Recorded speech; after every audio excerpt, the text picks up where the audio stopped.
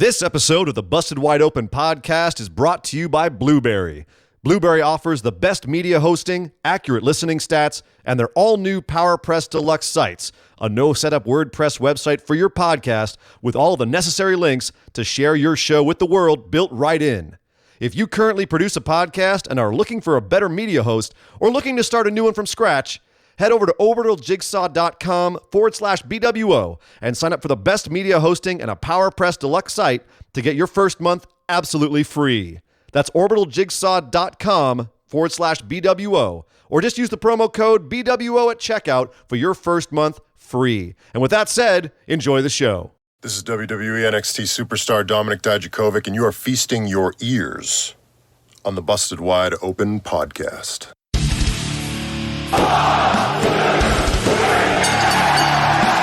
You're listening to the Busted Wide Open podcast, dropping the elbow on the hottest topics in sports entertainment and the world of professional wrestling. With your hosts, Nick Howell and Sir Ian Dangerous. Coming to you from the Orbital Jigsaw Network Arena in sunny Southern California.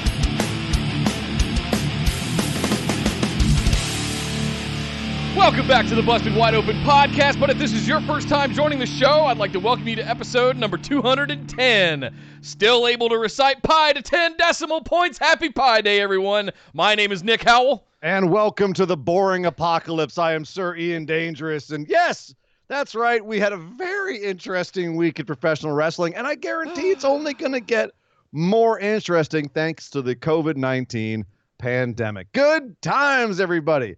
Good times. Good time to sit inside and listen to some wrestling. Watch some wrestling, listen to some podcasts, and chill. I wish we all could do that. I've actually got to go out into the zombie hordes tonight and pour drinks, so that's going to be very interesting. Very interesting indeed. But until then, we're going to do our show here, Nick. This is the Busted Wide Open podcast. If it's your first time listening, welcome. If you're coming back, welcome back. And if you didn't know, Nick's about to tell you a whole bunch of ways you can interact with the show and better your experience. Nick, do some housekeeping, please. Yes, thank you very much, Sir Ian Dangerous. Head over to Facebook and join us in the Busted Wide Open discussion group with the rest of the phenomenal ones. Just search for Busted Wide Open on Facebook, like our page, and send us a join request to get into the group. We'll post all kinds of fun memes, news stories, and you'll find links to our Discord server where we have live chats all throughout the week for every single episode of wrestling across all promotions, as well as dedicated chat channels for all pay-per-views. The Discord is the place to be. We talk about movies, music, all kinds of good stuff as well over on our Discord server. And if you're watching on YouTube, you can find links in the description down below. Thank you guys for joining. You always make those chats very, very lively. You can also join us over on Twitter and Instagram at BWO Podcast. We stream live right here on YouTube every Tuesday at 8 p.m. Eastern and every Saturday at 3 p.m. Eastern. That's youtube.com/bustedwideopen. Thank you guys for subscribing and for all of the stuff. We've hit all of the milestones. All of them. We've hit except for one. Except for one. We need that subscriber number. We hit all the watch time measurements. We hit all the other measurables that they make you meet. We've just got to get to 1,000 subscribers, and we're so close. 70, I think it's 77%. We're there. 700 subscribers plus we're at right now. Oh my God, you guys! If you've been with us for the long haul, you know how this grind has been for the last 8 months as we've really ramped up this channel. Thank you guys for all of your support. It's just inertia. It's inertia. Once it gets going, it's never going to stop. Yeah, there's a hockey stick that happens once you hit 1,000. So the sooner we get there, the sooner this thing really ramps up and starts taking off on YouTube. So thank you guys for continuing to share our episodes. Pass the word around to all of your friends and family. Love you guys for it. Please subscribe. Help us get there. We're trying to meet that goal by the time we get to WrestleMania. We'll see what happens if we do. Might have a surprise for you. Last but certainly not least, shout out to all of our patrons, the phenomenal ones. You guys are amazing. Thank you for giving your hard-earned money every single month to support this little show talking about the wrestling. We love you guys for it. And if you guys would like to get in on some of that, patreon.com/BWO. It is the best way to support the show if you are looking for a way to do so. You get access to exclusives that you can't get anywhere else, such as a copy of the show notes for every single episode, the ability to ask listener questions for our patron mailbag series that we'll be doing today immediately after this show, and you can get access to bonus episodes such as Nick Booking that's coming up very soon. Yes, it is coming. I know I've been saying that for a few weeks now, but it is coming. It is coming. It is coming. And you're The rewrite has been a lot of fun, and it's made me take it up to 11. So, oh God, yeah, Ian, you're in trouble. I don't Strap have in, enough folks, beer. because we're with all the news rattling around what's going on with WrestleMania, which we're going to talk about here in a few minutes. Maybe Nick booking becomes the big show this year. I don't know. We'll see. Could be something. I don't know. Don't get high on your own supply, man. I'm just saying. I'm just throwing it out there You've as been an cooped up alternative. inside too long. I have. It is the time of the introverts, folks. Stay indoors, play some video games, and watch some wrestling. Ta-da! We've been preparing for this for years. We've been preparing for this. Yes. Oh, man. But, guys, we have a lot to discuss today, as we always do on Saturday. Big, huge week to talk about wrestling. But we have to start things off with a lot of big news. Yeah, let's be clear. This week, the big news is kind of going to be the show, Nick. Like, we can go through all of the other shows this week, and some crazy stuff happened over there. It was a very odd week, and it looks like it's going to get just more odd as things go forward because, of course, if there's one thing you're not supposed to do right now, it's gather in large groups of people. And what is wrestling but large groups of people gathering to watch sweaty people fling sweat everywhere and breathe hard? So that's probably not the best thing you want to be doing during a pandemic outbreak where transmission is done through the air. And they didn't get that memo on AEW this week with beer sharing, but we'll get to that. Well, we are going to get to about the beer sharing thing because that was something the Hangman has actually addressed. Okay. But the big news is WrestleMania. Obviously, everything and all shows are in jeopardy now of being canceled, but WrestleMania is still happening amid the coronavirus fears. But that's only because Florida hasn't shut it down yet. And the government may yet take matters into its own hands. WWE released a statement on Thursday saying that they wanted to go through with the show. That was 2 days ago. But they're working on contingency plans.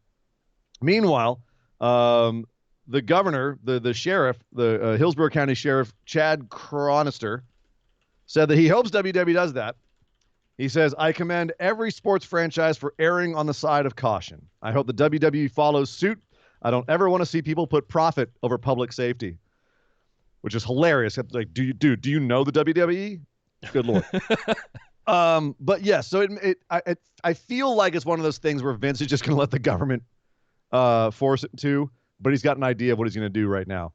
Yeah. It could be an empty arena WrestleMania. They could move WrestleMania. They could postpone WrestleMania and try to hope that this blows over in a reasonable amount of time.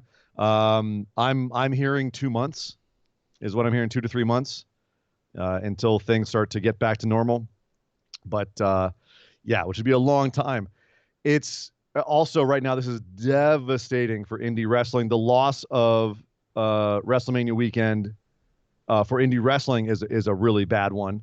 Well, before you get into this, I want to say one thing real quick. I did watch the live stream of the Hillsborough County, Florida, which is where Tampa is, Tampa and Tampa Bay. I did watch the live stream of that where they were passing the motions around of what to do. And the TLDR cliff notes are, we're not going to take out. We have to renew our motion every 7 days. So we're 3 weeks out. We have to renew this. Whatever our decision is today, it has to be. We have to revisit it every 7 days and re-vote on it again. So that's a good news. That's a good thing. The fact that they're going to do this a weekly basis.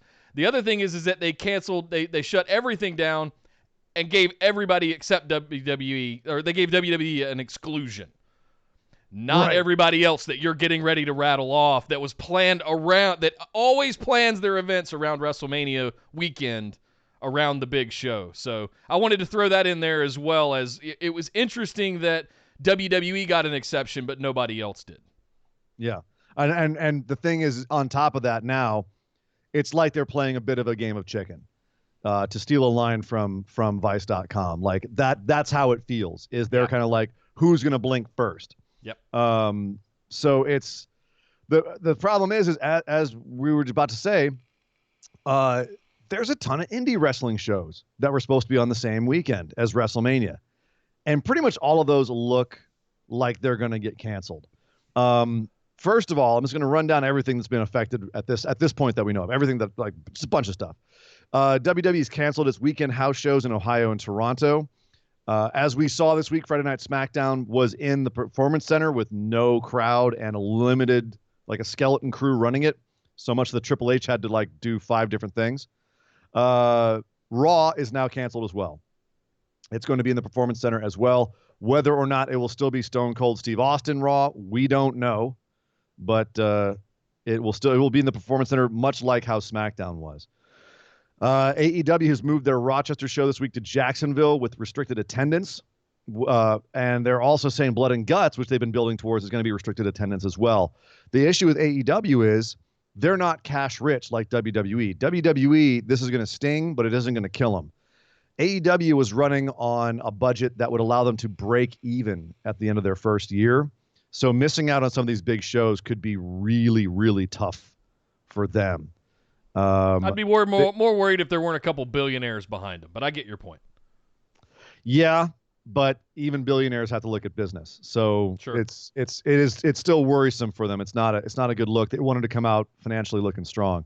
Blood and Guts was supposed to be taking place in Newark. Obviously, they postponed that and maybe moving it to a different place. The Newark show that as actually they've said they will come back to Newark in July. And they're going to, if you had tickets for the existing Newark show, they're going to let you use the tickets for that show. Okay. So that's cool of them. Ring of Honor, they canceled their 18th anniversary show last night and their past and present show tonight. PWG here in LA, they've pushed Kobe back from March 29th. That's Kobe was their next big show. That was supposed to happen March 29th. Now we don't know when it's going to happen. They just said it's pushed back. We'll let you know later when it's going to be. Scrapper Mania 6, David Starr versus Moxley. That was supposed to be tonight. Nope. David Starr can't catch a break, man. He was supposed to face Jeff Cobb at PWG too. Yeah. So yeah, he's got 2 major matches that everyone wanted to see. They got canceled. Evolve 147 and 148. I know we had some listeners who were going to that. That got pushed back to May, which is a real bummer. Keith Lee was supposed to show up for that. Backstage, FS1 has shut down its studios. So they can't film backstage. So the next episode of Backstage that CM Punk was supposed to be on, gone, canceled. And even the XFL, even Vince's XFL, cannot catch a break. They have canceled the rest of their 2020 season. They're going to suspend play. They did not rule out that they might come back for the playoffs, but it looks like this season is done. They are going to pay their players and all their staff as though the season had gone on. So that's really cool of them. But yeah, XFL looks like it's done. And even UFC and Bellator are going to have empty arena shows this weekend. And it goes beyond wrestling. Fast and the Furious 9 has been pushed back to 2021, which is, that's a real head scratcher. I'd love to know why that movie got pushed back a year. Reshoots and post because they're shutting down. Here, I'll tell you why. If I can jump in here on you real quick. Please. You and I have a lot of friends that work in the business. I'll Yes. do air quotes and say in the business of entertainment in LA. One of mine happens to work in the costume and wardrobe department at Warner Brothers. Okay. She was working on a particular show, and it just got shut down for 2 weeks up to a month. The studios themselves are closing down. The memo that went around to senior officials within Warner Brothers said that it's likely in major markets that grocery stores are going to halt, and that they got this, what was it? They just wanted to give a heads up in the off chance that more things start getting shut down. So it doesn't surprise me that they're shutting down production on projects because the studios themselves are based there in Los Angeles. Warner Brothers in Burbank, Paramount down in L.A., all of them, right? They're all going to be shutting down operations. So, yeah, we have to remember that there's good, hardworking folks behind the camera as well. It's not just about the stars that are in front of the camera that you see on the screen. There's thousands upon thousands of people that do things from catering to wardrobe to makeup to camera to you name it.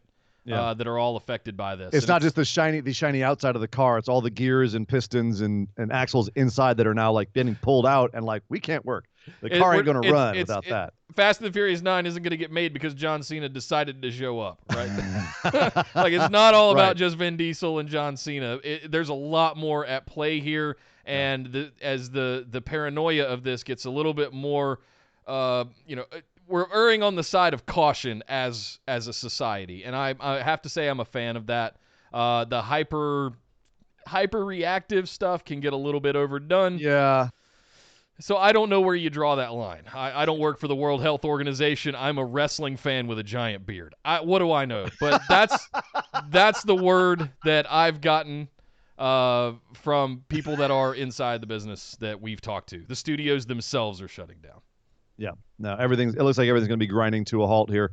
Let's just hope that, people don't start losing their houses because they're not making any money. And this goes for indie wrestlers too. Yeah.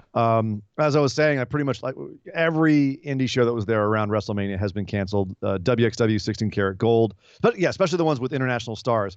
Super Card of Honor. They're all not going to happen. So it is going to be a tough time for content because a lot of that extra content will not be happening. And WWE is just basically going to be running skeleton shows. So it's going to be an interesting couple of weeks. Yeah. Mr. Nick. Very interesting. One bright spot, however, Will Ospreay tweeted out that he was trying to think of things to do, and he came up with a little show. He's going to do a show on Monday on Wrestle Talk TV on YouTube called No Fans Monday, and him and a bunch of his friends are all going to get together and just wrestle matches with no crowd, awesome. including him versus Bea Priestley. So interesting. Yeah. So good job, Will, keeping the content coming and keeping us entertained.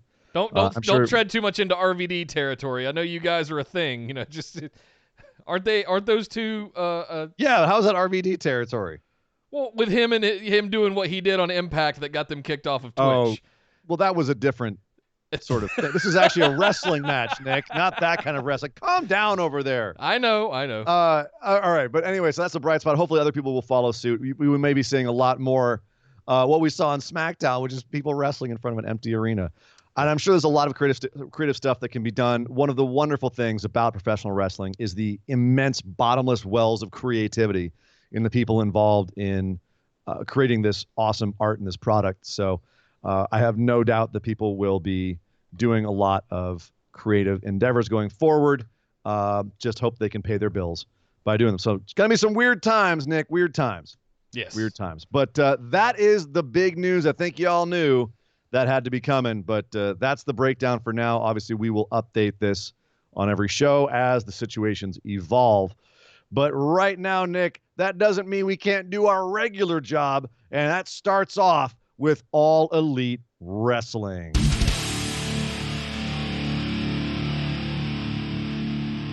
Well, this was an interesting show because it kicked off in a weird way where we jump right into an interview backstage, seemingly in guerrilla, with Tony Schiavone and Hangman Page talking about what they were going to do, and that led to a conflict with Matt Jackson and Nick Jackson where Matt ended up throwing shade at him, and it was weird. All of this was to set up a match that was with Cody facing off against Ortiz of LAX and the inside, or I keep calling him Inside Edition.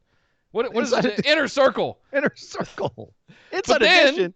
But then we get Jake the Snake Roberts coming out and sitting in the crowd with his boy with Lance Archer. With Lance Archer. Murder Hawk has arrived. It's official. Yeah, there was a lot of setup for a lot of different things, like a lot of stuff broiling around. As you said, Hangman Page and Matt Jackson got into it. I like how now we're kind of evening out who's the dick. They're both kind of dicks to each other. Yeah. But we want to root for both of them in some ways too. We want to root for Hangman because he's just a drunk, doesn't give an F right now, and Matt Jackson because he's Matt Jackson. He's charming. So a lot of stuff getting set up here. We also found out who Hangman's mystery partner was going to be, which was Dustin Rhodes. All right. We'll talk about that in a second. Let's talk about that Cody versus Ortiz match and the fact that Cody beats Ortiz fairly handily, even despite the interference outside. Arn and Santana getting into it ringside. But after the match, there's a little scuffle and a beatdown.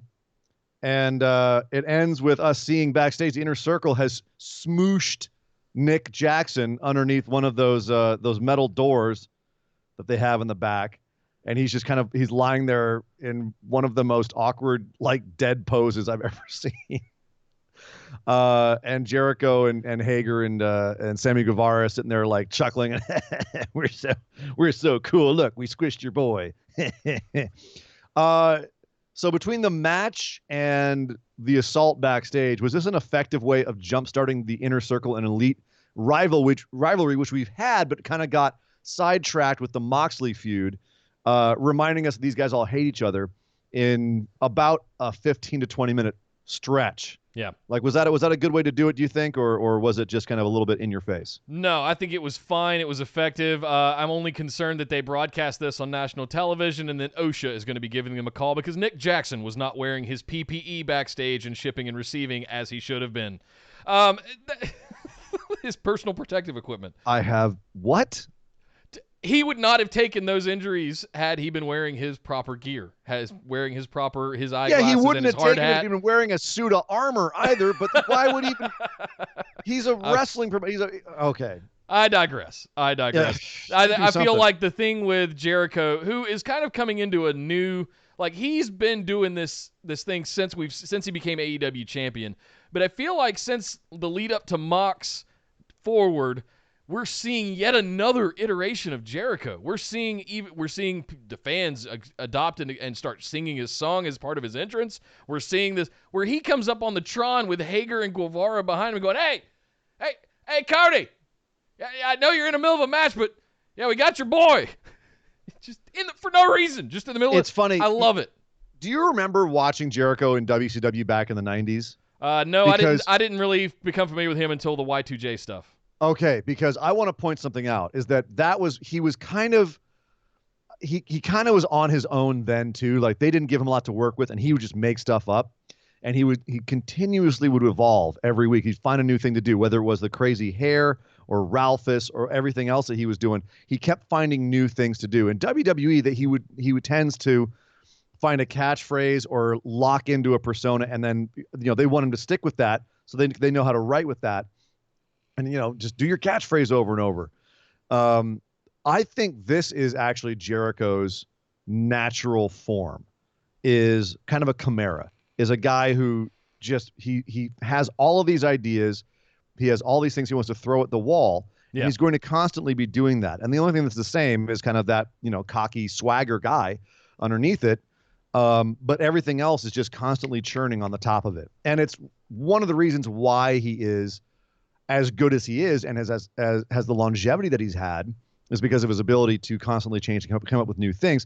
But normally it's a slower process because we've seen him in WWE.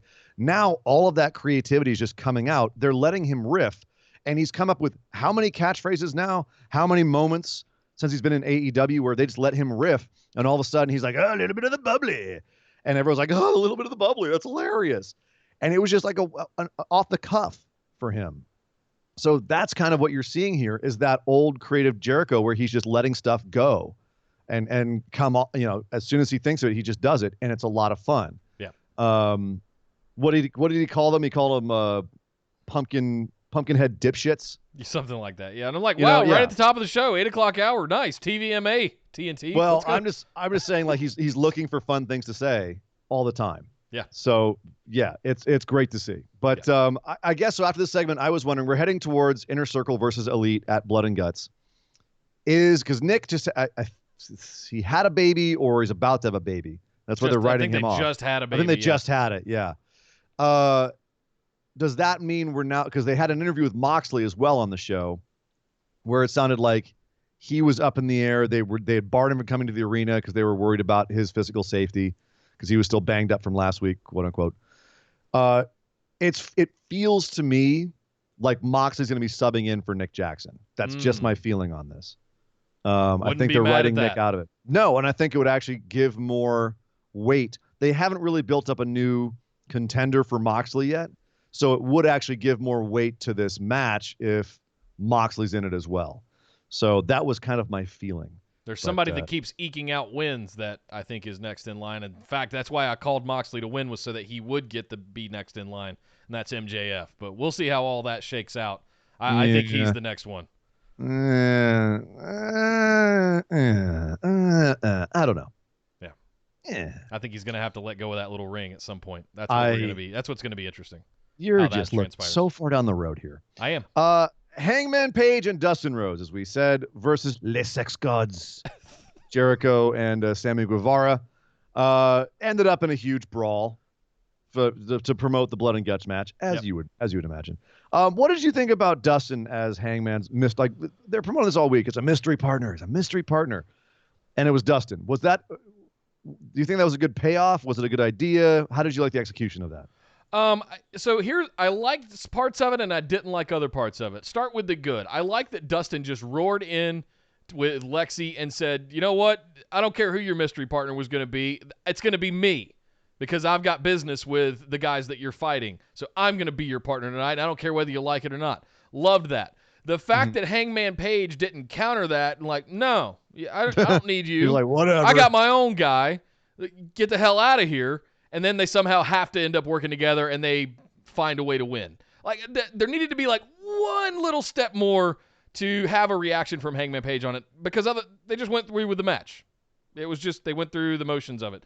It turned into a brawl. Good of motions. course it did. Good motions. It was all good. I just wanted that very little good bit match. more for I'm so invested in the Hangman storyline at this point that I want him to always be doing what he wants to be doing, not what somebody else thinks that he should be doing.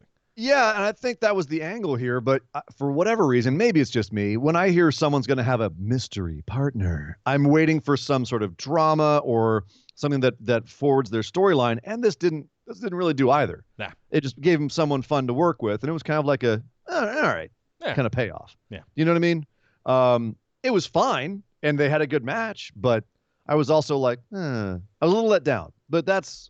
Again, but Dustin's promo was fire. I love that. Of course it was. Dustin's fantastic. Hangman's fantastic. So again, I can't really complain at the end of the day. But it's just, it didn't light my head on fire. I kind of went, all right. That was kind of my reaction to it. It was just, all right. Cool. And once again, Hangman looks extremely strong. Pins Sammy for the win. So yeah, they're keeping Hangman looking strong. And yeah, I just was thinking about this.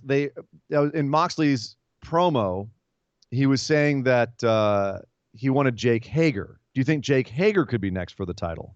Next, having the title shot. Keep it within the inner circle.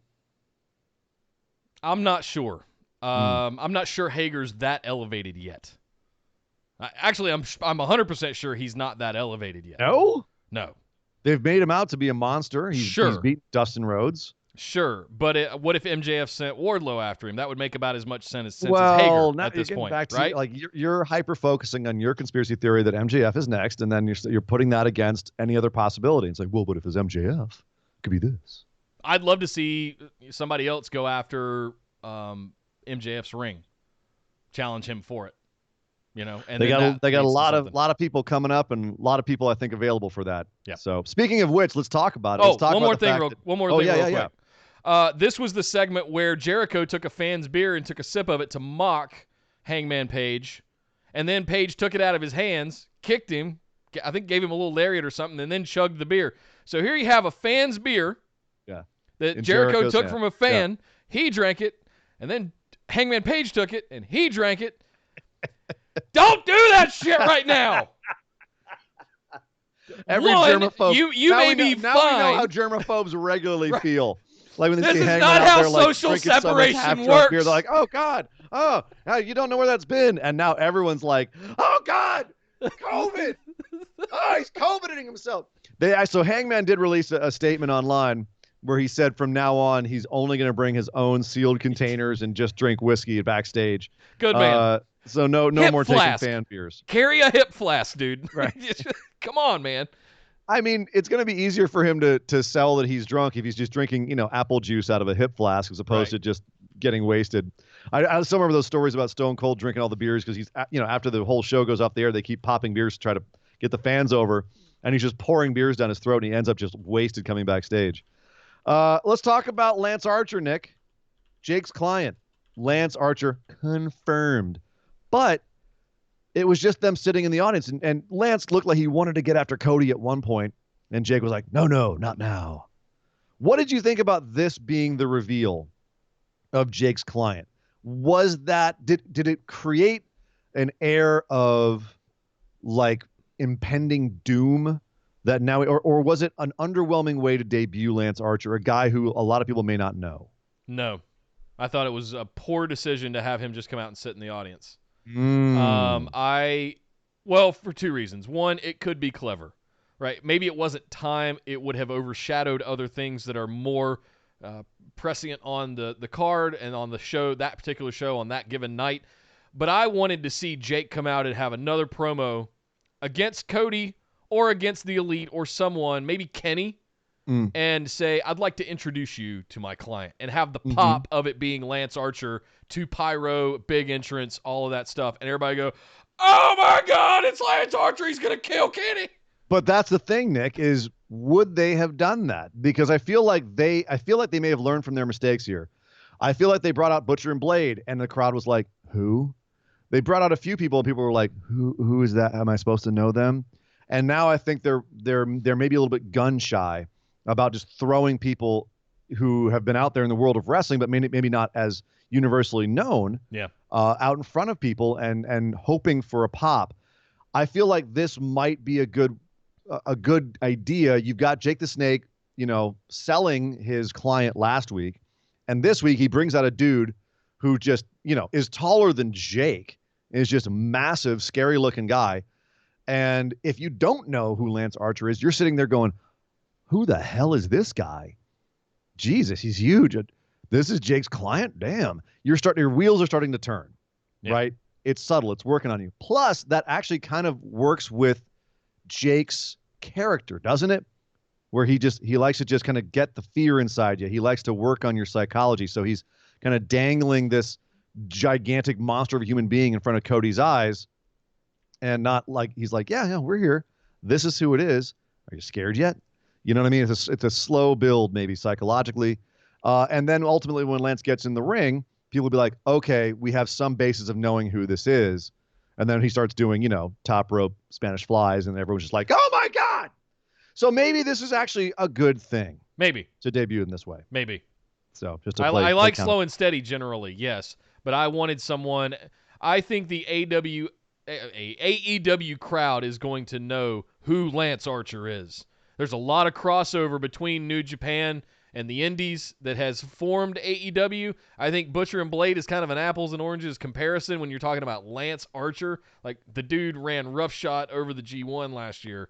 Like, we know who Lance Archer is. You know who Lance Archer is. I got into it with, was it Lyle? One of our listeners in the discussion group actually made a really good point the other day, and he basically made me realize that a lot of people, you don't necessarily know everybody.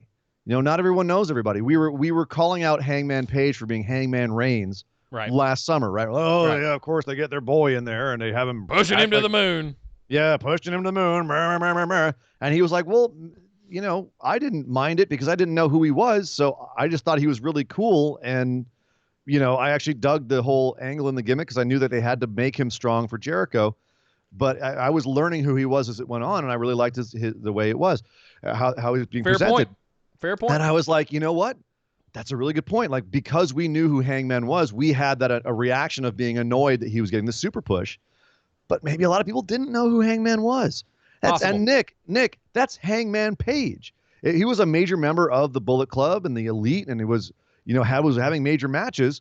Lance Archer, I would say, isn't even as big of a persona as that. He's not as well known as Hangman was.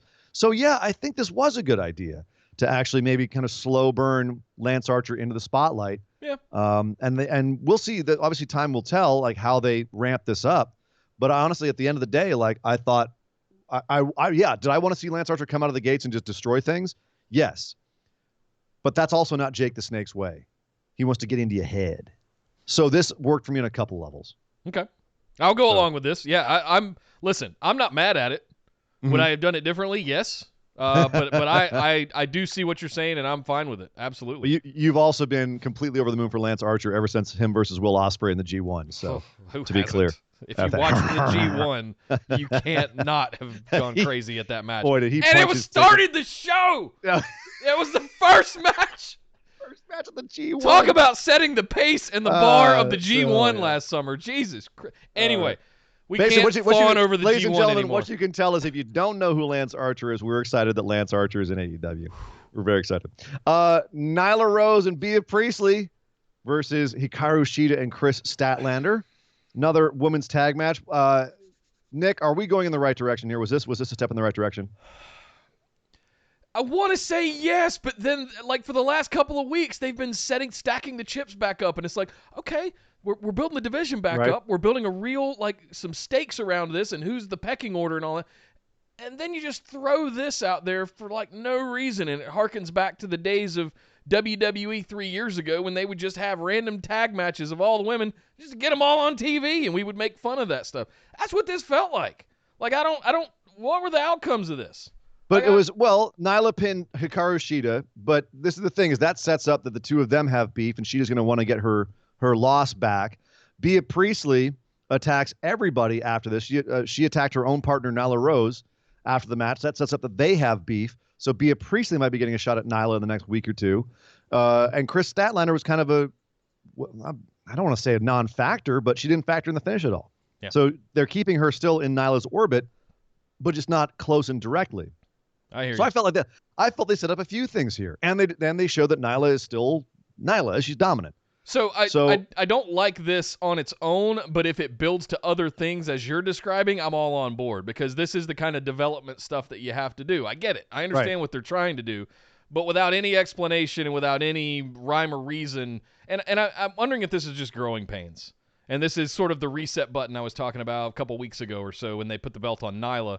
And it was, we're going to have to start over effectively once we do that. Once we push that reset button, we're also developing other things that we'll talk about in a little bit in the women's division that I'm a massive fan of right now.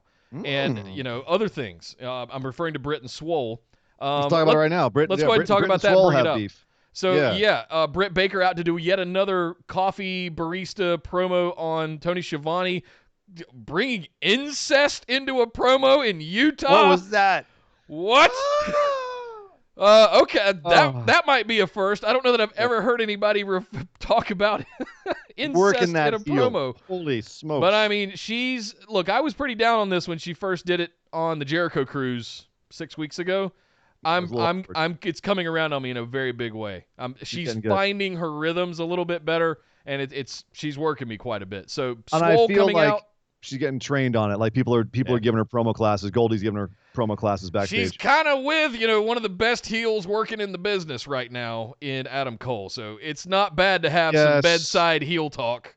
No, advice. But as the old line, with Nikki Bella and John Cena, that talent isn't sexually transmitted. That being said, she is getting much better at these promos. I agree, Nick. And this was another just brutal, like cringy one.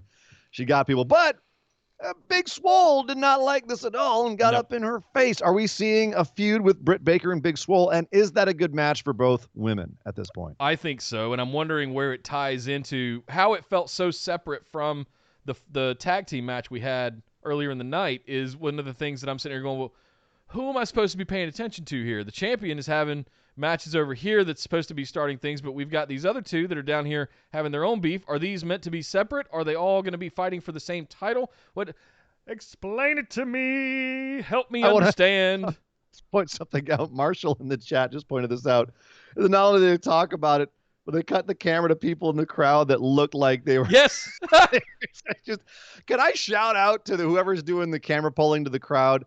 Who's getting the crowd shots in AEW, because they consistently have some great crowd shots. Yeah. Consistently, they'll cut to something good. And this was definitely one that was just like, hat tip to the director in the control truck. We see you. Well done. Well done. Because he's the one calling which cameras to go. Yeah, he's like, to the camera guys are looking around and trying to find a good shot. And he's the one that says go to camera B. Yeah. With the two couples that that look similar. Yep, their kids are coming out weird because the genetic pool is a little bit shallow. So the good things coming, I hope, in the women's division. I definitely feel like they're I can feel like they're working on it. I'm skeptically optimistic. Yeah. Death Triangle, newly formed group of Pentagon Jr., Ray Phoenix, and Pac, wreaked havoc on Joey Janela and the Private Party. Yeah, Can I just say, new remix version of the Lucha Bros stepped down in a death voiceover thing with the 3 skull triangle. I marked out so hard for all of that entrance. They've got a 3-man submission move they're using Called the Death Triangle. Oh, love it. The Best Friends ran out for the save at the end because they were just murdering Joey Janela in Private Party at the end of this match after beating him. So the Best Friends run out for the save afterwards. So are we looking at ultimately a Best Friends and Death Triangle ongoing feud, or is Death Triangle just going to like wreak havoc on the mid card in general? Yes. Both. Thanks. Well, I think the Dark Order is the one that's going to wreak havoc in general. I see Dark Order evolving into something along the lines of what Sanity used to be, or even early Shield, where they would come out and just interrupt stuff and, break things up for no reason. Other than the fact that they had beef with somebody and they wanted to just get in their face. That's what I see Dark Order doing. The Death Triangle, I think, is just going to be dominant. Now, the other question that keeps coming up, and I'd love to hear your thoughts on this. We have so many 3+ person factions that have formed now. The conversation around the Trios Championships, similar to what you have in New Japan, similar to what we had in Lucha Underground. Are we looking at doing something like that? We've seen AEW be innovative with the ring instead of a belt. Are we looking at something like a Trios Championship happening in AEW for mainstream professional wrestling? Yeah, and I wonder if it's going to be some sort of accolade that isn't necessarily a belt, or but just like a championship of some sort. I wonder because here's your Trios mug, gentlemen. Enjoy some coffee. Yes. I wonder if they will do that because, again, in New Japan, the Trios Championships are pretty much useless. So, and this is a smaller, I was going to say a smaller division, but where do they this rank is actually a much with the tag stronger, team championships? Much stronger triples division. And then how do you determine when people are going for the tag teams belts and which one is more prestigious? I don't know. I think there's a lot of possibilities there, a lot of things up in the air. I could argue it both ways, I think, though, Nick. I could argue for and against a Trios Championship. Same. So I'm on the fence about it. But it does seem like they have a lot of Trios teams that they could use. But right now it seems like they're just doing fun things with factions with them. Like they're basically mini factions. So not mad about that. Speaking of which, Jurassic Express, another Trios mini faction, had a match with Butcher Blade and the MJF and the Bunny. And the numbers game because it was a lot of people outside the ring there. It was like Jurassic Express versus 27 people. It was just everybody came out to make sure that they didn't win. Yeah, you had Wardlow ringside. You had Bunny ringside. Bunny distracted. What was it? There was Bunny got involved at the end. She distracted Jungle Boy, who, by the way, Jungle Boy's hot tag in this match. Can we talk about that for a second? Yeah. Boy had a serious, awesome hot tag where he just went bananas, pardon the pun, for about 3 minutes, and it was fantastic. Just really good, sharp shots. And it looked like he was on fire. So it was a really fun match. The Haas moment between Butcher and Luchasaurus was great too. They're just hitting each other and trying to keep standing. It was fun. Very fun match. Very entertaining. Dear Luchasaurus. All right. We understand that you can do some crazy shit for a dude that's 6'10", 6'8", 6'10", whatever you bill in as. Please don't do those springboard somersaults over the top rope anymore because you almost knocked your own head off this week. That was a scary spot, seeing that. And I know you've done it a bunch of times, but that depends on you having enough velocity to get out there and over it, and one little slip and you break your neck, and we don't get to see you anymore. Please be careful. We love you, man. Please be careful. Yeah, but I mean, he's another guy in this company that's just like, what's great about this is it does feel like they've got so many people who are organically over at so many different levels of the card, whether it's Orange Cassidy or Luchasaurus, Pac, the Lucha Bros, and then, Cody and Jericho, like all the way up and down the card. There's people that are organically super, Darby Allin, and letting them have these spots where they get over with the crowd. Jungle Boy, for Christ's sake. Like, these are people that are over that at any point, you could put in a big match and the crowd would be invested. And that's actually one of the only things you need to have a big match is crowd investment. You can make almost anyone a headliner if that crowd believes in them. And that does come from the person that they're believing in, the person you're putting in the main event. You can believably be a main eventer. Yeah. But if the crowd's invested in it, that does most of your work for you. They've got so many of those weapons in AEW. Yeah. So many people, and it's really cool to see. Yeah. So it's very exciting. But that being said, I still feel like Butcher and Blade aren't being booked as strong as maybe they should be, given how they're being presented. Right? They're being presented as killers and mercenaries that'll come and they'll kick your ass. Really, they don't ever win. I mean, they won here, but it was more, they got distracted. There was a distraction, and Wardlow got involved, and MJF beat frickin' Marco Stunt. So it wasn't exactly like, or he pinned Marco Stunt. So it wasn't like Butcher and Blade figured into the finish that much. Right. They were just there. So, but I mean, there were some moments, Butcher getting a chance to face off with Luchasaurus. But it was a little interesting. I'm sitting here going, there's something there. We could do something with that. Yeah. But yeah, most of this was just about the chaos. And while we're on the subject, you mentioned Bunny. A few weeks ago, you had Miss JB on here as a guest host. And yeah. we had a question that came up in the live chat during AEW Wednesday night. And it was, how the hell does Bunny get those slit latex pants on? What are the logistics involved? Do you put them on and then slit them? Do you slit them and then try to wrangle your feet through them before you put your boot? What? How does this work? Legitimately, inquiring minds need to know these things. So, JB, if you're out there, please give us a response. Yeah, I do see her hanging out in the chat with Esme and everybody else. So, yeah, just talk amongst yourselves in the chat. But, yeah, we're looking for an answer. You brought up women's fashion. 2 questions. How the hell does Bunny get in those pants? And how the hell do we get Hikaru Shida some trunks that'll stay on her? Those are my 2 questions. Yeah, she was all over the place. But no, I have the answer for Bunny because, and I know this because I saw Liv Morgan do this and get cut. They put on the tights first, and then they slice them. They slice the patterns or whatever they want in them, and then it looks that way, and then they just toss them afterwards. But there was a clip on YouTube at one point of Liv Morgan actually while she was getting her pants cut. She got cut, and there was some blood, and it was bad because they were worried it was going to get in the pants, and et cetera, et cetera, et cetera. So that's how I know they do that. Otherwise, I wouldn't have any ideas. I don't know how women do this magic. I'm just a guy. Yeah. Chris Daniels said that there's no Exalted One, Nick. He said, I don't believe there is an Exalted One. I believe it's all just a ruse from the Dark Order to try and put us on our heels. And now we're hearing that next week will be officially the reveal of the Exalted One.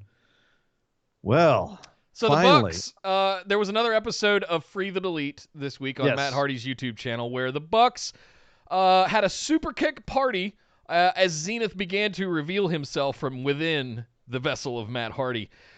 And they super kicked him into a coffin, which it had its own funny moments. You have to go see it to believe it. It's like any other Hardy Universe thing. You've got to see it. We cannot explain it to you. There is no way I could tell this story in prose here on the show. You just have to see it for yourself. And then they bury him. And then there was a tweet that went out either last night or this morning where it said 4 days later was the caption, and the Zenith Cross headstone of sorts was knocked down and the coffin was gone and the hole was open. Dun, dun, dun. So hang tight, folks. I have a feeling that this Wednesday's episode of AEW is going to be wonderful. Yeah, I think that if it does turn out to be Matt Hardy, we'll all be like, okay, we figured that. And I don't know if there's anyone else that it could be that would be more exciting than Matt Hardy. I threw out there Father James Mitchell, but even that would be kind of like, okay. Reverend Devon, maybe? I don't know.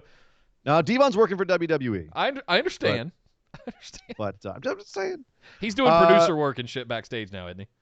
Yeah. All right. So, yeah. He came out to help Beth Phoenix. Remember when she got RKO'd? He was out to say last rites. He so should have done that. If Deacon Batista had come out with his box with Reverend Devon, Beth Phoenix, and he just like testify. Good Lord. Anyway. Finally, what was up with that Darby Allin piece? Darby Allin has a little black and white video where he's wearing like a Jericho mask, and then he's got some guy in a Sammy Guevara mask in a body bag that he zips up, and it says Sammy on the body bag, and he just like drives around behind a truck on some farm in middle of nowhere. This is very Matt Hardy level kind of stuff that I'm loving. Like, just keep doing it. It's fantastic. And it's all in black and white. I love it. I'm going to start calling him Darby Superhuman. Yeah. What I'm going to start doing. What the hell was that? So, yeah, big brawl to end the show. Inner Circle stands tall. Matt Hardy gets a few licks in, comes out, looks like he's going to save everybody, but the Inner Circle stands tall as we head towards Blood and Guts. So the Inner Circle and the Elite on a collision course, yes. Nick. Yes. A collision course that will probably end with a big cage in an empty freaking arena, because these are the times that we live in. But that's not all, Nick. There's plenty more to talk about over on NXT.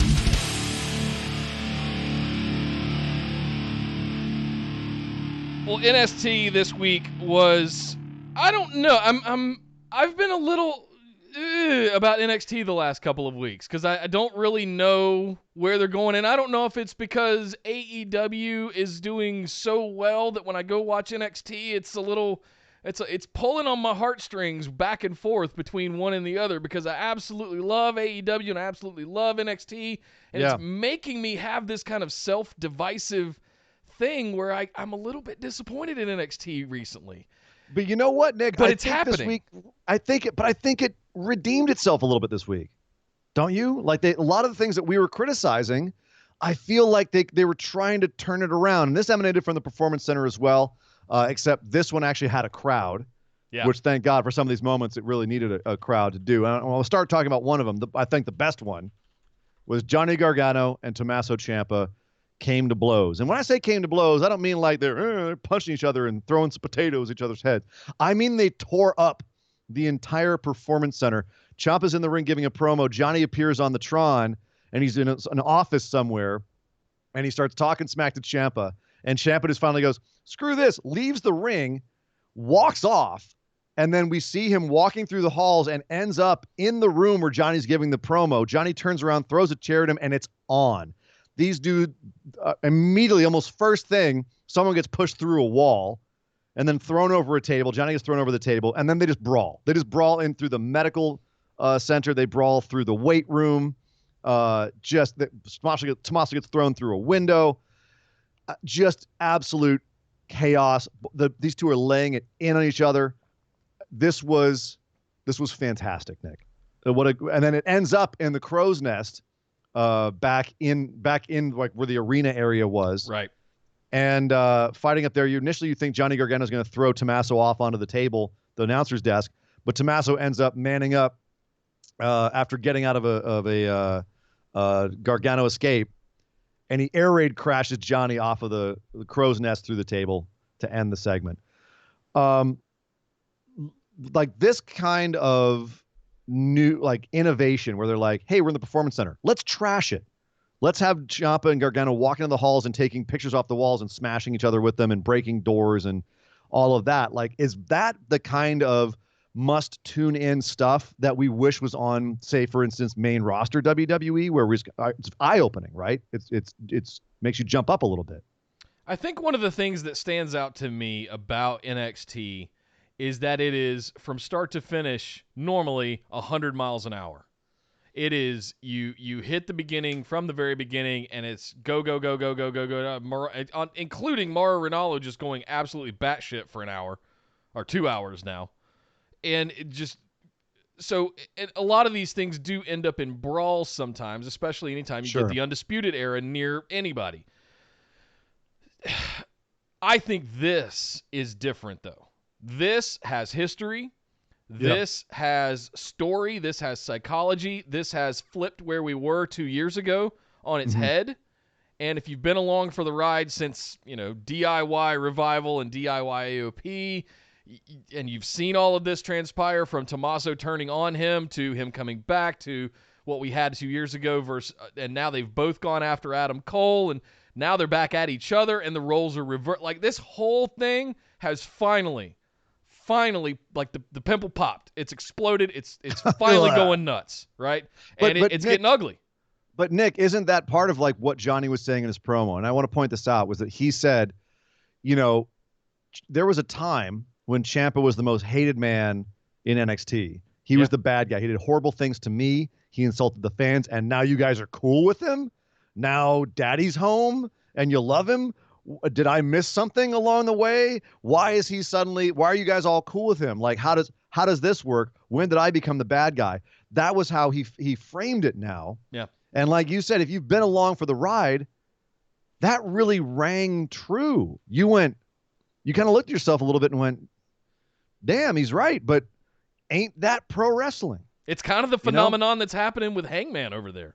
Like, between the Elite and him, and just him not giving any Fs and just doing his own thing now because he's dependent on them and they got him nowhere, and he did all this by himself. So except that it's Johnny's logic that's making him a heel. Like that now he's the bad guy because we all love Ciampa, so we want to root for him. So now Johnny's the bad guy, and he's also doing heely stuff. Right.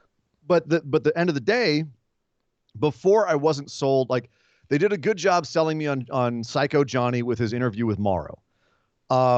But I still wasn't 100% sold on Johnny as the heel in this feud until this. Yeah. This made me go, we're still going to find out, what's this why that Johnny keeps talking about, like, what you did, Ciampa kind of thing. But this is a strong foundation, and this was a strong thing to build to make me go, okay, now I see how they're positioning these two, where it's okay to forgive Ciampa for what he's done, even though, as Johnny said, like, did I miss an apology somewhere? Like, he didn't have to apologize. We just came around on him. And it's that great little, grist for the mill that they threw into this feud that I think now has made it a much more delicious loaf of bread. Yeah. At the end. So I'm back on board with this. I'm like, okay, cool. Let's see what they do now, going forward with this. Yeah.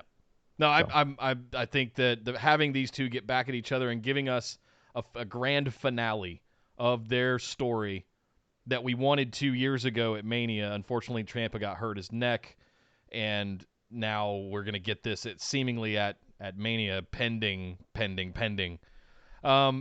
I'm all for this. We needed this. We needed this closure. We needed this release. There's been so much angst and like confusion. Like they're getting the tag team back together, but they still never resolved their dispute from before. But they're doing this stuff again. Like, how's all this? That's where I was. But I went along with it. Now that we're back here and they flipped on each other again, who cares which one's heel and face? We just want to see these two tear each other to pieces because they ultimately broke up DIY. See, I would disagree with that, because I think that if it was just Ciampa and Gargano fighting forever, at some point we get bored. We need a little something more. We need to know why. And now they're doing a good job of defining why we should cheer for Ciampa and boo Johnny, right? Because to invert it in that way is a really hard thing to do, and actually props to them for having the confidence to do it. I definitely wasn't sold on it at first, but I'm getting more impressed by it as it goes. So, but again, you have to have something underlying it before these guys destroy each other. Otherwise, it's just destruction for the sake of destruction, and that gets really boring pretty quick. Yeah. So, also redeemed, I think, on this show, Nick, Velveteen Dream, or at least they tried to start doing the rehab on him, because I think you'll agree his feud with Roderick Strong was hot garbage. Hot garbage. Yeah, not good. But they did a good job of explaining it here with the Undisputed Era being in the ring right before their tag title rematch with the Broserweights. And Velveteen comes out in the crow's nest to cut a promo on him and says, "Oh, Roderick Strong, you were just a means to an end. I wanted Adam Cole all along. I don't give a crap about your family. They're just tights with faces painted on them. It had nothing to do with anything else. And you took the bait and you allowed me to get Adam Cole one-on-one in a cage. You stupid little man. I got you. Adam Cole, I'm coming for you," essentially. So they basically rewrote that awful Dream feud as Dream's not a heel. He's just a smart face who's manipulating the heels into doing what he wants. Yep. Do you feel like that was effective, Nick? Did they cover the stumble enough here? No, not completely, but good enough. And I think In the right direction, though? In the right they'll- direction now? Yeah, they'll tighten it up in the next couple of weeks as we get closer to Mania weekend. But yeah, this is definitely what they should have been doing since he came back. I felt like the tights thing was a very Velveteen Dream thing to do, and it got misinterpreted for obvious reasons. Yeah. But I feel like had they done some of this preamble, some of this work in advance of that they're now trying to come back around and do, it would have made the whole thing go that much better. Look, it was interesting to see him come back right at Roddy. I know they had unfinished business and all of that stuff, but the North American title has moved on. I'm not sure we should have reignited the Roddy Velveteen Dream thing. Have Dream come back in, sort of like Finn Balor did, go straight for the NXT Championship. And I think that would have worked a lot better. You know? Yeah, I think a lot of people would have expected, like, they would have questioned it and been like, well, I thought he had beef with Roderick Strong. Sure. But at the end of the day, like, I feel like they tried that. It didn't work. And they're doing a hard turn on the ship here. And I think that they're going in the right direction. I think they need a couple more, like another week or so of really defining that and starting to crystallize things between Velveteen Dream and Adam Cole. Sure. I think they need to give us more of that.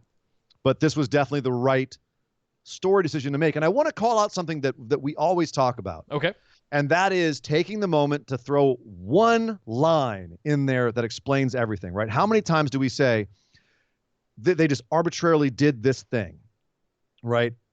Let's say someone has a feud with someone, and then the next week, all of a sudden, they're feuding with somebody else. And we sit there and go, what happened to the other feud? What happened? Explain it. And all you need to do is have one of these guys say one line, one sentence. Hey, yeah, I realized that this other guy had farted on my shoes, so now I'm mad at him. Whatever it is, just give us a reason. We would take that, right? Here, Velveteen Dream, in a matter of 2 or 3 sentences, gives us all of the explanation for the entire Roderick Strong feud. I feel like, okay, you've explained the stumble. I'm satisfied. Now you've turned the ship onto Adam Cole, and you've given me a strong explanation that protects Dream's character, and also is fun because we want to, see the Undisputed Era get their comeuppance. And you did it all in just a couple of sentences. That's how easy it is to turn stories like this around and protect your people by just having one line get said. So just wanted to point that out. Yeah. Well said. It's all just in the writing, right? Yeah. Just taking one small moment to connect the dots so that we don't feel like we're just, oh, yeah, you guys will pay attention no matter what. Charlotte Flair got hers back on Rhea Ripley. Rhea Ripley, of course, showed up last week on Monday Night Raw and socked Charlotte in the face. Well, Charlotte wasn't too happy about that. No. Rhea Ripley was cutting a promo in the ring, and out Charlotte came, and it was not a punch in the face, but a full-on brawl. They went for it. Charlotte in high-heel thigh-high boots, kicking Rhea Ripley in the face, and then gets out of the ring, wraps her leg around the post a couple of times, and then puts her in a figure 4 on the post. Brutal. Rhea Ripley might be hobbling into Tampa, or is that the story, Nick? Look, don't get the Nick booking gears started here, all right? We don't have that kind of time right now because we got a lot of show to get to. But yes, I think there is something at play here where we're going to see someone else enter this match. What? Whoa, that was not what I was asking. Oh, wait, okay. What were you asking? I was just saying, do you think it's going to be an injury angle going into Mania? Oh. Or do you think this is just like we're just having some physicality and some brutality from these two ladies, and Rhea will just walk it off? Simplest form, simplest obvious answer, we're just having some brutality. This is a couple of weeks out of Mania. We're getting some physicality before a very, very big match that we're all really amped for. Second, you could kind of do a little left turn out of it and go, yeah, you could do an injury angle where Charlotte has a bit of an advantage because she injured Rhea Ripley in advance. Right. The third one is you could begin to reintroduce potentially Bianca Belair back into this somehow. I think they put her in the rear view big time. Yeah, I do too. But I think they put her in the rear view. When you see Charlotte coming out and dominating Rhea Ripley this way, I started to go, but didn't Rhea ready for Charlotte Flair? Don't know. I don't know. We've At got 4 WrestleMania, weeks I left. don't know. we gotta kill some time between now and WrestleMania. There's more to go. There's more to come here, I think, in the story between now and WrestleMania, unless they're just gonna have it just float like this. So I want to see what they were going for with this. I want to see I'm the very physicality. curious. I want to see it be a hard-hitting, stiff, brutal match, and I think that's exactly what we're going to get between these two, to be clear. I think so. Well, based on this feud, or this brawl, they definitely are laying it in. Undisputed Era, as we mentioned, they had a tag team title rematch versus the Bruiserweights. The Loserweights. The Bruiserweights. Right, the Loserweights. God, he's gone. Cool. And the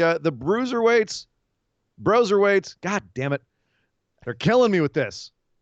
The Broserweights retained, even though the grizzled young veterans got involved.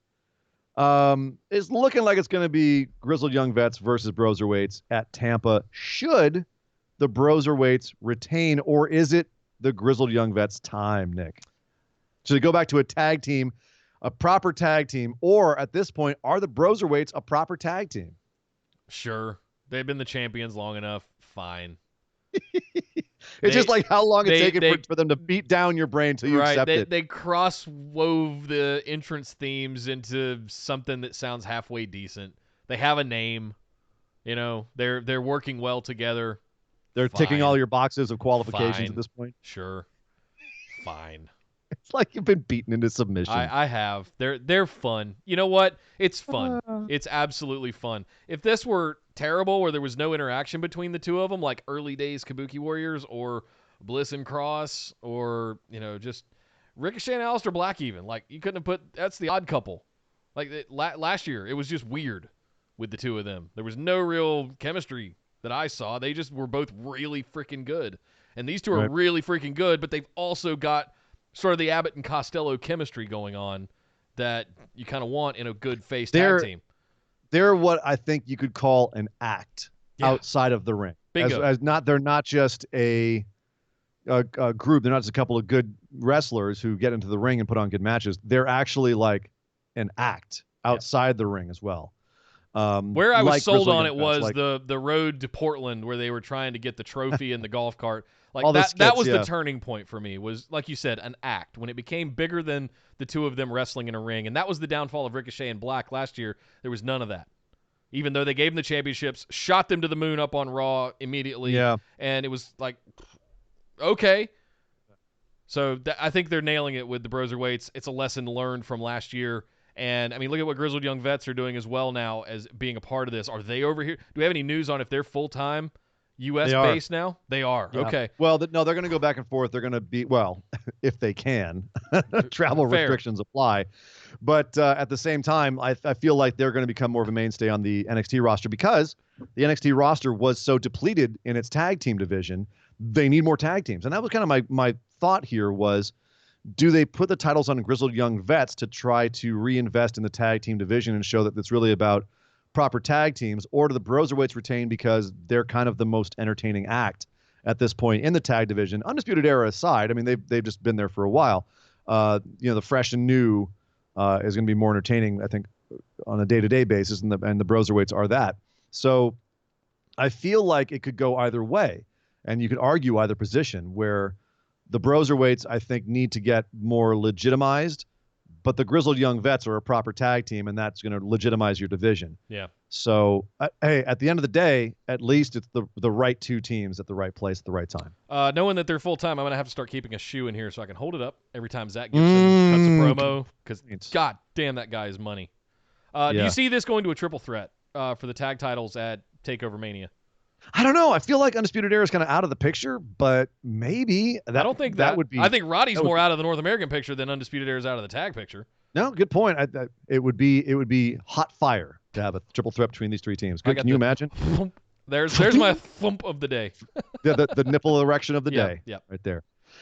Keith Lee had his match with Cameron Grimes, who tried his best. Nick, he tried his best. He did a good try from old Mr. Cameron Grimes, old Mr. Trevor Lee. That dude, gut wrench, Northern Lights suplexed Keith Lee. Yeah. That's some Tyler Bate kind of shit right there, my dude. People forget, man. The dude is he hides it well, but Cameron Grimes is a strong dude. Yep. He's a strong dude. He's got that country strong from North Carolina. He's got that Braun Strowman country strong. Is he from North Carolina at this point, or is he from Louisiana? I can't tell. I'm not sure. It is. You don't talk no Cajun, though. We need to talk a little more on Cajun. So the real story here was that Damian Priest came out with his nightstick, which I guess is his thing now, to try to beat up Keith Lee. Dijak came out to save him, and he scares off Damian Priest. But Keith Lee thinks that Dijakovic is about to hit him with the nightstick. So now he's mad at Dijakovic. No, he was mad at Dijakovic because he picked up his title and he got a spirit bomb for his saving efforts. He got a spirit bomb. And I was just looking at this going, what the fuck? Why? He just saved your ass. Little trickeration. That's right. But that's the thing. This is how the friendship breaks up, right? Isn't it? Damian Priest sowing the seeds of discord. Love it, man. Love it. The only problem I have here is that I feel like Priest is the odd man out with this. I feel like he's the least interesting part of this, and he could be so much more interesting here. But they're making it more about Dijakovic and Keith Lee, which is fine. That is the feud that everyone's invested in at this point. But how long do they have Dijakovic kind of playing the fly in the ointment? And is that because I don't think that's very good for him? That's not good for him and his character and who he is. Like, they've got to make him seem more of a mastermind and more powerful somehow to go towards what I think will be a triple threat at Tampa. Yeah, I do see this going to a triple threat as well between Grimes and Priest. I feel like I don't know if Dijak's going to be an interest. Grimes. Yeah, I think Grimes could be in this. Oh, so a fatal four-way then. It could be a four-way, but I think Dijak is going to be a weird one in this where he might come out and interfere, and that be the thing that like breaks up Lee and Dijak. They're the water in the concrete, right? The crack. But yeah, I want to see Grimes in this picture, especially after the performance this week. He looked fantastic. He got over on big old boy Keith Lee. He's been on TV now for like 8 weeks straight. Keep that in mind. They're shooting him up big time, and he's been looking good the entire time. So, like you said, Priest is the one I have my doubts about. I want to see a little bit more. If you could take some of the bits of Godfather with some of the bits of Gangrel and like ball them together and put them on Damian Priest, like there's some elements of his character that need to evolve a little bit, because him coming out and doing the arrow and the flaming like that. Okay, that was okay 6 months ago. Let's step up his presence a little bit. Let's give him a little bit more theater.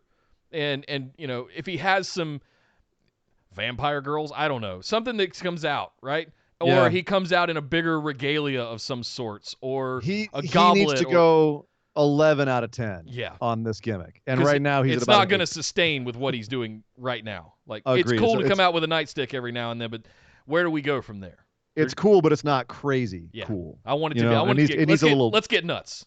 You want to get nuts? Let's get nuts. Let's get nuts. Mia Yim qualified for the Tampa #1 contenders ladder match by beating Dakota Kai with Raquel Gonzalez, and Raquel Gonzalez kind of cost Dakota Kai the match. What was the concept here? Dakota Kai still can't beat Mia Yim, even though she's got an enforcer now. Why have Dakota beat Tegan Nox twice and kind of win their feud?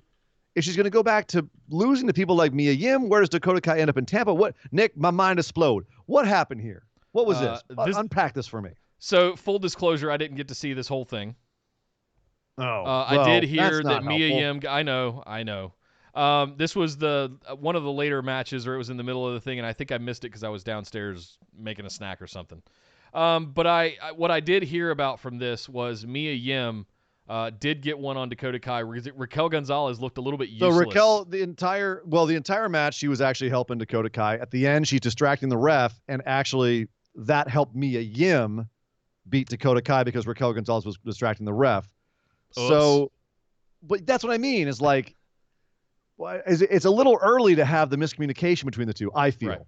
Right. I feel, but unless they have to pivot Dakota Kai to do something else at Tampa. And it's not going to be facing Nox again, because Nox won her match against Deonna Purrazzo on this same show. So Nox is going to be in the ladder match. Dakota's not. The only thing I can think is that Dakota's going to just run in and cost Knox the match, but that seems a little lame at this point. Yeah, we're past that. Why would you? Yeah, we're past that. So I'm scratching my head about Dakota Kai's booking. And the same reason I was scratching my head about it when she got beat by Mia Yim twice after she beat up Tegan Knox at War Games. So really curious about this. Like really, like you had her win in this street fight because of interference from Raquel Gonzalez, who maybe could have used a Lance Archer sort of entrance and been built up a couple of weeks before. You know what I'm saying, Nick? Yes. So people weren't just like, who? And then all of a sudden she's going back to losing to Mia Yim, even with the help on the ringside. So this is, I was very confused by this. Are you reading into this that the Kaya heel turn isn't going so well and that they might be steering back towards Mia Yim a little bit? I thought it was going great. Do you think the introduction of Raquel Gonzalez was a misstep? No, I think it's fine to have an enforcer there for Dakota Kai. It makes her more of a scurrilous heel. But at the same time, I don't understand. Maybe there's something going on that we're not seeing, whether it's backstage or whatever. I haven't seen Raquel properly beat anybody down yet, be an enforcer yet. Yeah. So I can't call her an enforcer. Unless there's another plan for Dakota Kai at Tampa, which we're not aware of, this makes no sense. Agreed. I'll leave it with that. Same. Finally on the show, Kushida is back, and he had a match with Raul Mendoza. And of course, as always, Raul Mendoza made Kushida look great, but he got kidnapped. Who are these masked men? What? What the hell was that? I don't know. They just kind of casually walked him over to a car and put him in it, handcuffed, and like there was no like forcing anything. They weren't dragging him away or anything. They didn't throw him into a van and speed off with the tires squealing. They just like, how about having a seat in this car for us? I'm gonna say this right now. Okay. I'm gonna say this right now. NXT, if this is a Mexican cartel angle, shame on you. Oh, you better shame not. On you. You better not. I don't know, but hopefully this is actually a sign of something in the future for Raul Mendoza. The dude has been a workhorse forever, and he's fantastic. So good. But Kushida is too, and ever since he got injured, he's just been kind of on the side of everything. And Nick, I'm still reeling from it. I'm still hurting from it. Is Kushida going to be the next Hideo Itami? Oh! Where all the hype coming in and injuries force him to just, they keep stopping his pushes. People kind of lose interest in who he is, and he never quite gets over, and he's got to like limp back to New Japan. Oh no, I didn't even put that together, but oh my God, you're so right. Yeah, Holy I'm starting shit. to worry about my boy here. Well, I mean, this video package of him like, the best thing in the world is family, and this watching his daughter slide down a slide and all that stuff. You're a wrestler! Wrestle! Yeah. I know you hate when they show people's families, especially Roderick Strong's. No, no. No, please don't do that to Kushida. Oh no, Ian, you just put that. Did you put that on me, Ricky Bobby? Sorry. Oh my God. Sorry. It was in my mind. I'm terrified. You know my love for Kushida. You know how much I want that guy to succeed. And look at what Kenta's doing over in New Japan right now. Right. He came back on fire.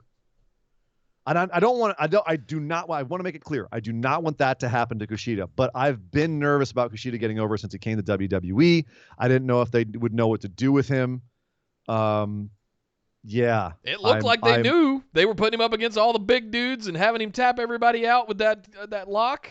The Kujibar armbar, and just I am nervous. Hadn't seen it in about 6 to 8 months at this point, so I'm nervous. Yeah. Oh boy. Nick, let's lighten the mood here after that, because it was a very bizarre yet entertaining episode of Friday Night Smackdown.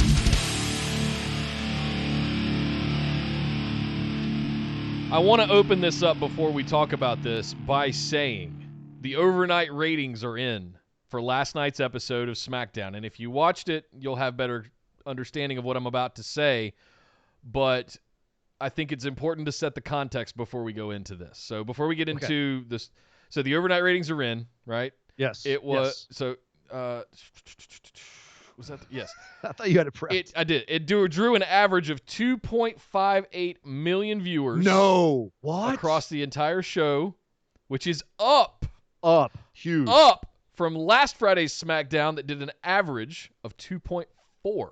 So almost a full Wow. 0.2 increase almost. Well, more people at home. You know? The first hour of a 2-hour show, 2.673 million Damn. viewers, and 2.5 million of those stuck around for the second hour as well. So very little drop off. Usually they get a pretty significant drop off for the second hour. We So see that's- that more on Raw because it's a 3-hour show.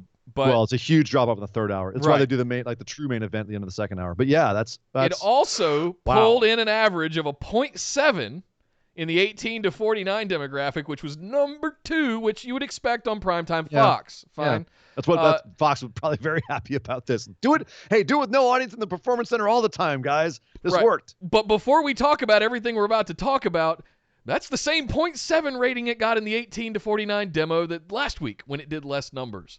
So it was the number 8 show all night, and it was behind big sitcoms like it always is. But it still, with everything we're getting ready to talk about, still pulled a 2.6. And let's be clear, Nick. This was a bizarre show. I don't know if I've ever seen anything like it. But at the same time, that freshness, that weirdness was one of the things that made it interesting the entire time. And it seems like anytime that WWE's got its back up against the wall, it puts on its best shows. Remember the NXT invasion when they were stuck over in Saudi Arabia? Probably the best SmackDown of the year. Maybe, yeah. I'll go out on a limb right now and just say, it was the best SmackDown of the year last year. It was the best SmackDown. I'm saying it right now. This was definitely not the best SmackDown because a lot of it was just really weird. Like the matches were happening and Triple H and Cole over on the announce desk were being kind of quiet because there was no crowd noise to talk over. And it was there's like the lights people did full entrances even though there was no crowd. Like it was until DX really Triple weird. H showed back up 20 years later. He totally did. They were hazing Michael Cole all night, which right there, I will tune in every week if people are hazing Michael Cole like this. By the way, not like JBL hazing. This was like friendly, good-natured. We actually saw Michael Cole acting like a human being. Yeah. Oh, that was so refreshing. Yep. It was so refreshing to see Michael Cole actually get broken out of his announcer comfort zone and be made to actually laugh and have fun and be playful. It was so refreshing. And Triple H was absolutely the MVP of this show. He was everywhere. He was all over the show. Say what you will about Triple H trying to get himself over again, but the dude was working his ass off to make this show entertaining. Even picking up a camera at one point and getting a shot of Michael Cole and just joking about how they had a skeleton crew. He was doing announcing with Michael Cole. And by the way, killing me with some of his calls.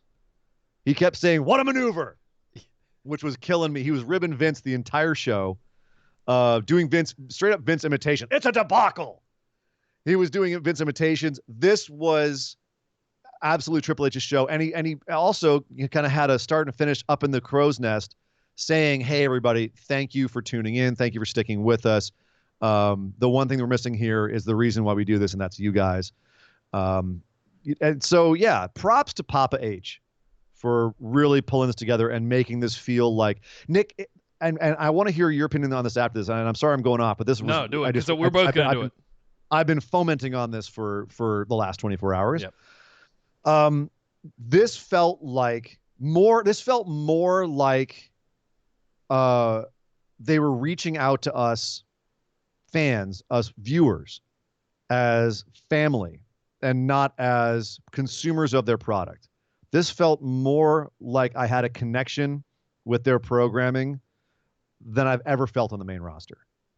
I truly felt like in a lot of ways, they were working their asses off to try and just do something for their fans. They could have done a greatest hits episode. Sure. They could have put on, hey, remember when this happened programming. And they did for some of this. They replayed the entire Elimination Chamber tag team match from the last pay-per-view. So they did have to fill some time here. But they didn't have to do this. And the fact that they spent so much, thought and effort to put this together meant a lot. And I by the time the show came to a close, I really appreciated it. That's an interesting point I want to talk about too. Go for it. What were your thoughts about it? So I know you've got things in a specific order here, but from the onset, I want to talk about how the show opened. You mentioned Papa H up in the crow's nest, giving that heartfelt speech. Oh. You know, our job is simply to entertain you. So come along with us and let us put a smile on your face for the next 2 hours. To a world of pure imagination. Oh, my heart melted. And then the pan over to an empty arena with the laser lights going. I think I don't have Discord pulled up right now, but I think my comment was, I am speechless. Like, I don't know what to say right now. I feel weird and disoriented. I've never experienced this in my entire life as a wrestling fan. Yeah. Yes, in the 80s you could cite NWA studio wrestling and stuff like that with like 2 rows of people. You could cite indie events where there's like 50 people in the gymnasium or the American Legion that you're in. Sure. But being completely empty and being completely silent, like, it is important to understand that the biggest superstar in the arena at any given show is the audience. Yeah. And I just, not having that there was something like I had never experienced before. And it made that opening match, even the entrances with Bliss and Cross and Bayley and Sasha still doing their entrances, still like working the crowd that wasn't there. And I was just going, this is so weird. And it was I don't understand. Yeah. It was Cross is still like clapping and stomping on the steps and working the crowd, and I'm just going, I don't understand what's happening. It was weird, and it also actually, in some ways, was like pulling apart a recipe. You know what I mean? For like, if you're baking something, like, what would this taste like if I took away the eggs? What you're pulling it apart and being able to see some of the moving parts of this performance art without some of the interactions. And some elements of the show worked better that way, I think, or it was, I mean, not better, but more effective. Like it created a different vibe. The confrontation between Bray Wyatt and John Cena at the end, for example, was way more chilling than I think it would have been in front of a big rowdy crowd. Don't go there yet. I'm saying, for example, but then turn around and the Jeff Hardy and Corbin match was just kind of awkward and weird, you know, without a crowd interacting. So it was, but then at the same time, you get to focus more on the athleticism of what these guys are doing. Like, instead of it feeling like a big spectacle, that's a dude going to the top of a turnbuckle and throwing his body off, and there's this big boom when he hits the ground. Like, because it's been separated from people, you know, he's not doing it to impress anybody. He's just hucking his body off the top damn rope and having it come crash to the ground.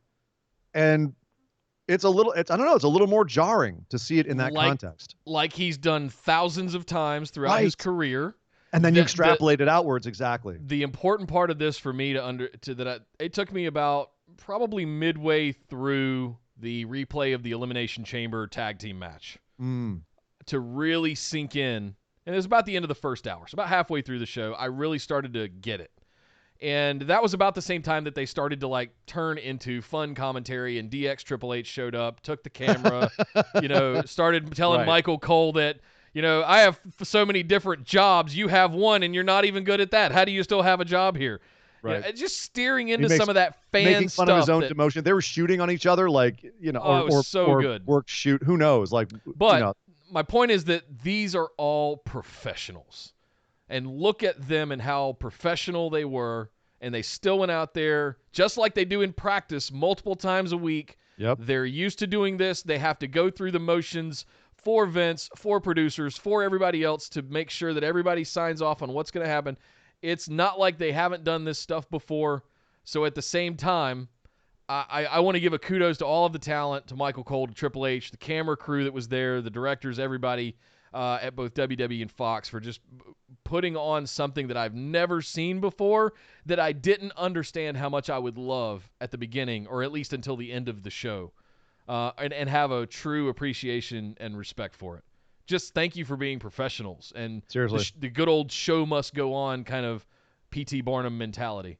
You know, I loved it. I absolutely loved it. Absolutely. Well, let's break down the actual show and what actually happened on this, Nick. As I said, John Cena and Bray Wyatt had a confrontation, and started off with Michael Cole interviewing John Cena in the ring. and John Cena cutting a pretty fire promo that I thought had some wonderfully skewed logic, where he where he said, okay, so Bray is coming and saying that because of our match at WrestleMania started his downward spiral. Well, if I had a list of everyone who blame me for their failures, it doesn't matter. Like I get up every day just like everybody else, and I've had my setbacks, but I still rebound. And he said, I don't win all the time. I lost to CM Punk in Chicago. I lost to I got destroyed by Brock Lesnar. He listed off like the 3 times he actually lost in the last 10 years. Yeah. And which I thought was really funny because I was like, keep going, John. How many more setbacks have you had? How many more times did you have to one night stand when you were playing a heel, and if you had won, you would have been torn apart by a rabid sea of fans? Yeah. I don't think that counts, dude. Like he's mentioned like 3 setbacks. I'm like, the one time you joined the Nexus, was that a setback, John? So I thought his logic was a little skewed there, but all right, we're building a story. Fine.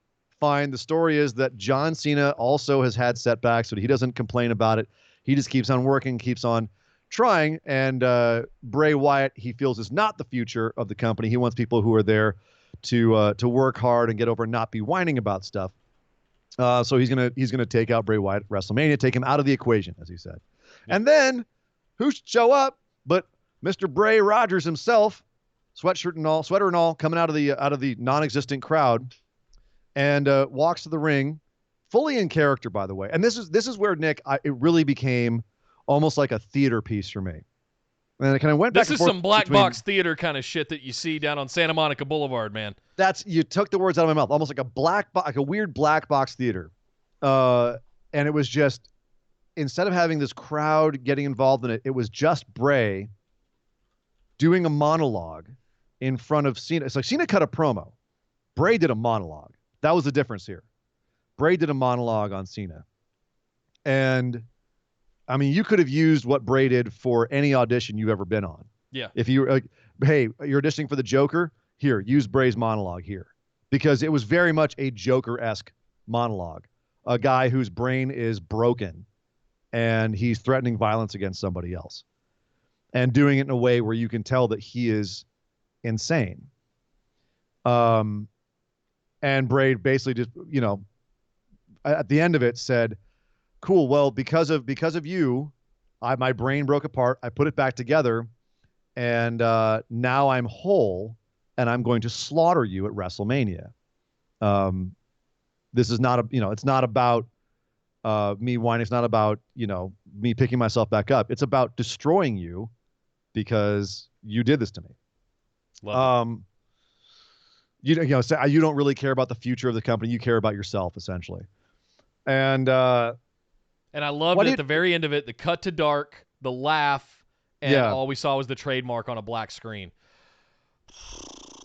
I wish they hadn't done the Fiend faces in there, like just cut to black and have Bray's laugh. But whatever, nitpicking, whatever.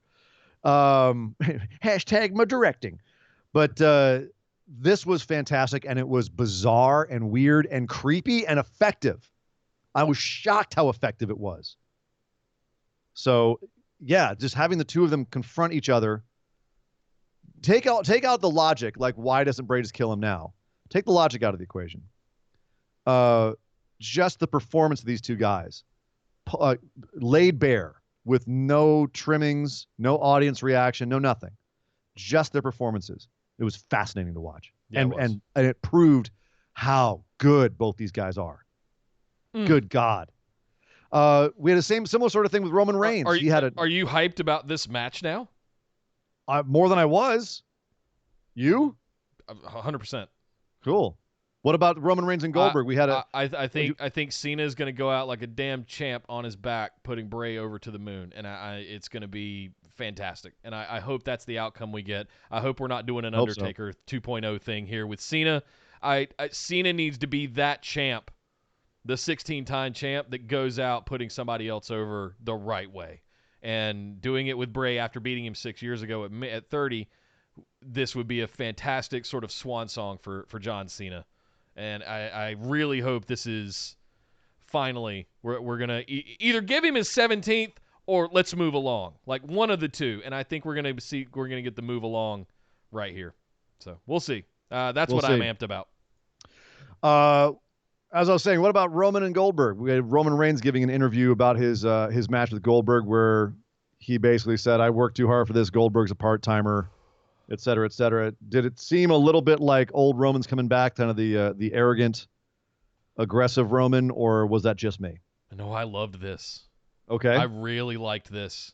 I felt like I was hearing real Roman, not a scripted promo, not a kind of some of that stuff. Now that I'm here, I'm not bound to anybody. With duck lips. But that's what he said, though, is the thing.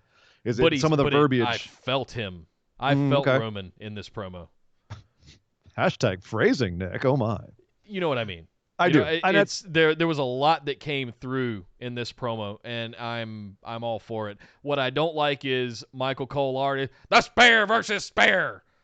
Goldberg versus the big dog. I just stop calling it Spear versus Spear. It's a match between two big dudes. Let them beat each other up. They have more than one move, kind of. Not the way Vince is going to book this match. It's not going to be. It's going to be like everyone eating 10 spears and kicking out. A spear off. Oh God. There's more spears than a bushel of asparagus. Oh God. So yeah, I don't know. This feels to me like, again, they're building a buffet for WrestleMania. This is the match that's for the kids, the part-time fans, the nostalgic people for Goldberg. You know what I mean? This is that dish over there. Fine. And they're building towards it in that way. Cool. Didn't get me the way that the Bray Cena thing is, but that's why they make so many different kinds of matches at WrestleMania. Everyone gets something in the smorgasbord. Yep. Nick, what I'm really pleasantly surprised about is where things are going with Daniel Bryan and Drew Gulak. Mm-hmm. They're buds now. Daniel Bryan came to Drew Gulak and said, "You impressed me, and I want us to collaborate and learn from each other now." So they look like they're buddying up. What? And then poor Sami Zayn keeps trying to get an interview backstage with him and his boys, and he can't get it. So ultimately, we get Daniel Bryan versus Cesaro in the ring, which was obviously great. Anytime Daniel Bryan and Cesaro get to work together, it's just with Daniel Bryan, with Gulak, his Mickey in the corner. It's like, yeah, as a coach, yeah, with his tracksuit on. It was, okay, so interesting. And he's called out Daniel Bryan. Daniel Bryan, he exposed some of the weaknesses of Daniel Bryan in the match, and now he's coaching Daniel Bryan because Daniel Bryan recognized that actually he did expose some weaknesses of mine. Maybe he can coach me to close those gaps. Yeah, right. And also, I love this. On the way out, Daniel Bryan's like, "Well, there's no crowd here to do the yes movement."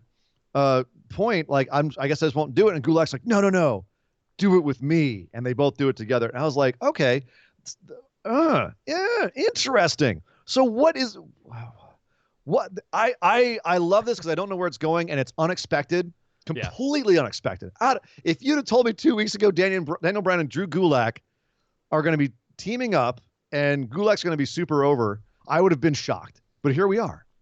Here we are. What is the end game here? What's the goal here? Right? No that's where I'm coming. I'm like, what?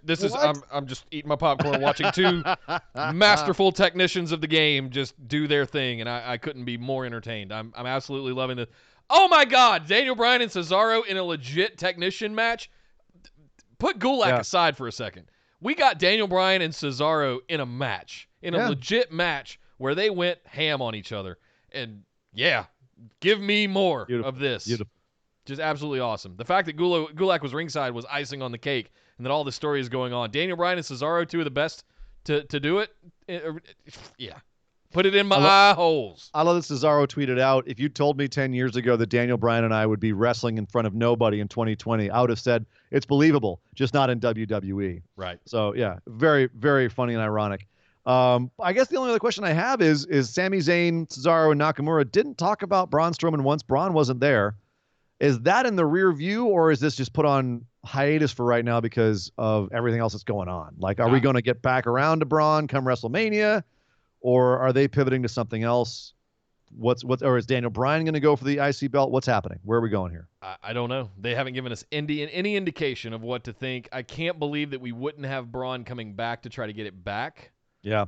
But, I mean, that's the obvious answer. but I wouldn't be mad at Daniel Bryan trying to go for the Intercontinental. Right. That would feel terrible for Braun because he I got just- jumped all over again. Yeah. They've There's a done this lot of with stuff him. on this show where it was either very obvious where things are going, or obvious that like we can't do anything right now because our hands are tied on certain things. I'm wondering if this is that. Yeah. You know. Yeah. One thing that was I thought kind of both of those things was, as you mentioned, Bayley and Sasha had a match with Alexa Bliss and Nikki Cross. They set up two things here with this match. There was the match, which was fine. But one, you had Sasha and Bayley calling out Paige. I guess Paige was supposed to be on the show, couldn't make it because of travel issues. And they're now calling out Paige. I don't know where this Paige beef came from. They didn't really explain it very well. But what do you think is up with Paige and Bayley and Paige and Sasha having beef? Where is that going? Because Paige called them out on backstage. Right. Said that Bayley wasn't a good champ. All right, that's where that came from. What is the end goal here? Paige can't wrestle anymore. No. Is she going to be on someone's side? Is it going to be like Paige in Lacey Evans's corner versus Bayley with Sasha in her corner at WrestleMania? Like where are we going with this? As far as I'm concerned, I have no idea. What is going to transpire with Paige? Like all we have to go on really is what she said on backstage. Which was nothing. And then this match, I think we were all a little stunned and shocked at the opening of SmackDown last night. Paige wasn't even in my purview for SmackDown last night. Like I was just so mesmerized and weirded out, especially at the beginning, of what this experience was like that I didn't even think of the word Paige. So I was watching this. Where do we go from here with her? I don't know. Nick. Go. Ian Booking. Let's do it. Paige is managing Nia Jax.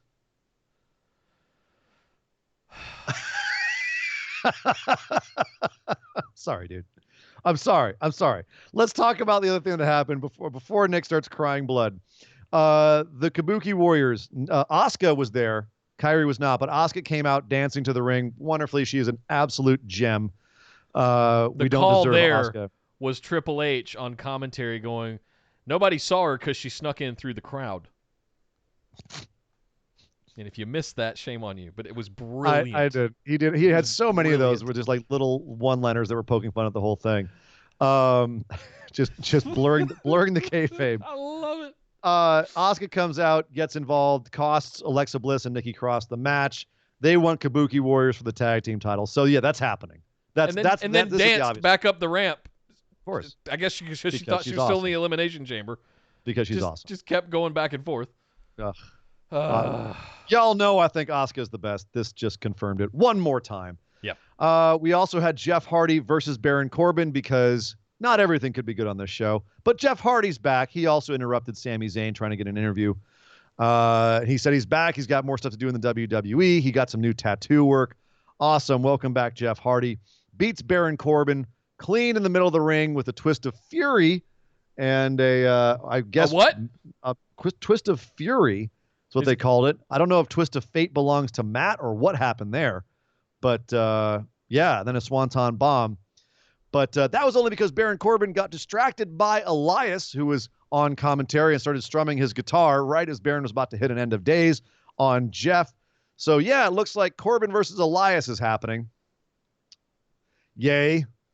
Right. Is that going to be a match at WrestleMania or just a segment? What do you think? Either way, it'll be on the pre-show. Either way, I doubt nobody cares. No, it'll be the P break at about 2/3. That's what I think. Yeah. Mojo Rawley, not a salmon's colored suit, but definitely bright pink, came out to the announce desk and said that all the rumors about Gronk are true. Gronkowski has not signed any papers yet, but he will be on SmackDown next week. What? Huh? What? Damn, that moved quickly. And then Mojo began shaking Michael Cole viciously and screaming at him, "Are you hype, Michael Cole?" And then Triple H got involved as well. I got to say right now, Mojo Rawley is going to be the most overfaced for me ever if he just abuses Michael Cole like this every time he comes out.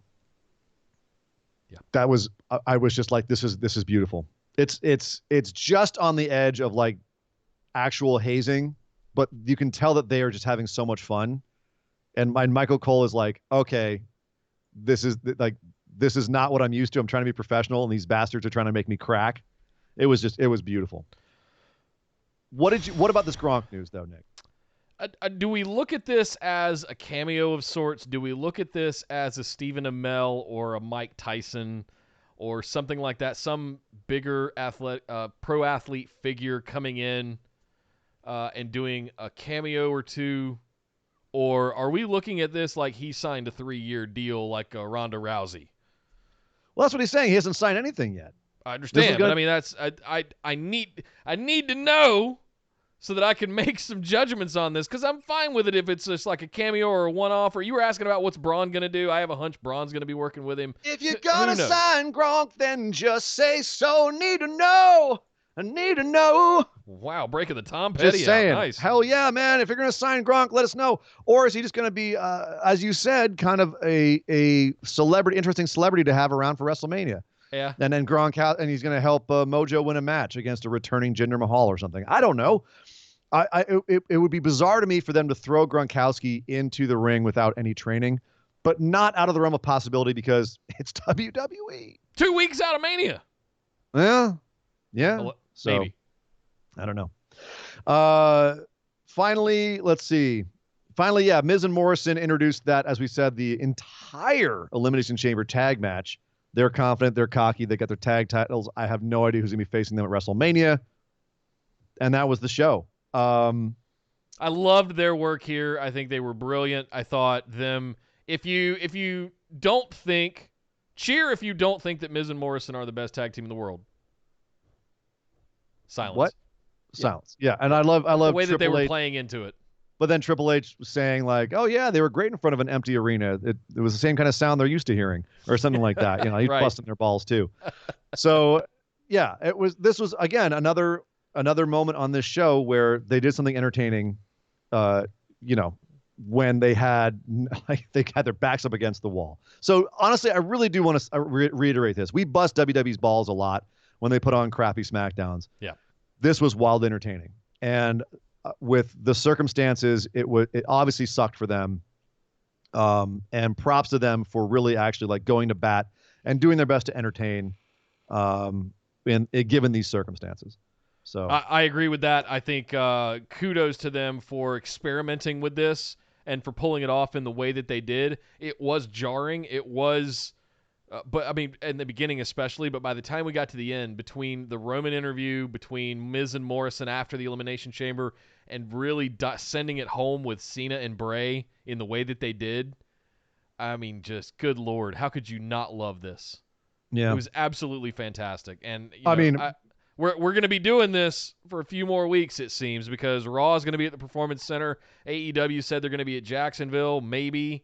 If they get to do it at all. So I don't know. It's going to be weird for a few weeks, guys. Just hang in there. Give WWE a little bit of credit for the show must go on, and they continue to do things. Don't be sure to don't be too overly critical, because they're doing the best with what they can, working around state and local governments and their restrictions that they're putting in. Stocking the PC with toilet paper must be a chore right now. So who knows? There's all kinds of weird stuff happening in the world, but at the end of the day, WWE, I'm giving them a 2 thumbs up and a thank you for not just going, we'll just do 2 hours of video packages and recaps from Elimination Chamber. Exactly. We'll play everything leading up to Mania for the next 3 weeks. They could just sit on their heels and just, make the money from their TV ratings, but instead they're actually going out there and trying to do something. So I should be commended. Should be commended for that. Agreed. Yeah, absolutely. Well, guys, we're going to head over and do our moment of positivity.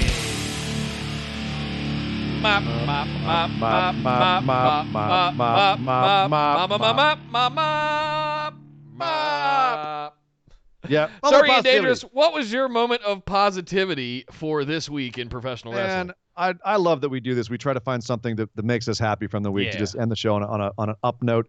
I could easily say any moment, like seeing Lance Archer in the crowd, or that Johnny Gargano promo or John Cena and Bray Wyatt. I'm going to actually say it was Triple H. Yeah. For 2 hours. He was having so much fun, was bringing like that on one hand, the levity and the playfulness and the kind of the jocularity, and also just the kind of the winking at the fans, and really just, fulfilling everything that we wanted to see on the show. And at the same time, turning around and being very serious and addressing how serious the situation was, and giving a sense of gravity to it. Just everything that he brought to that show was touching and fun and funny.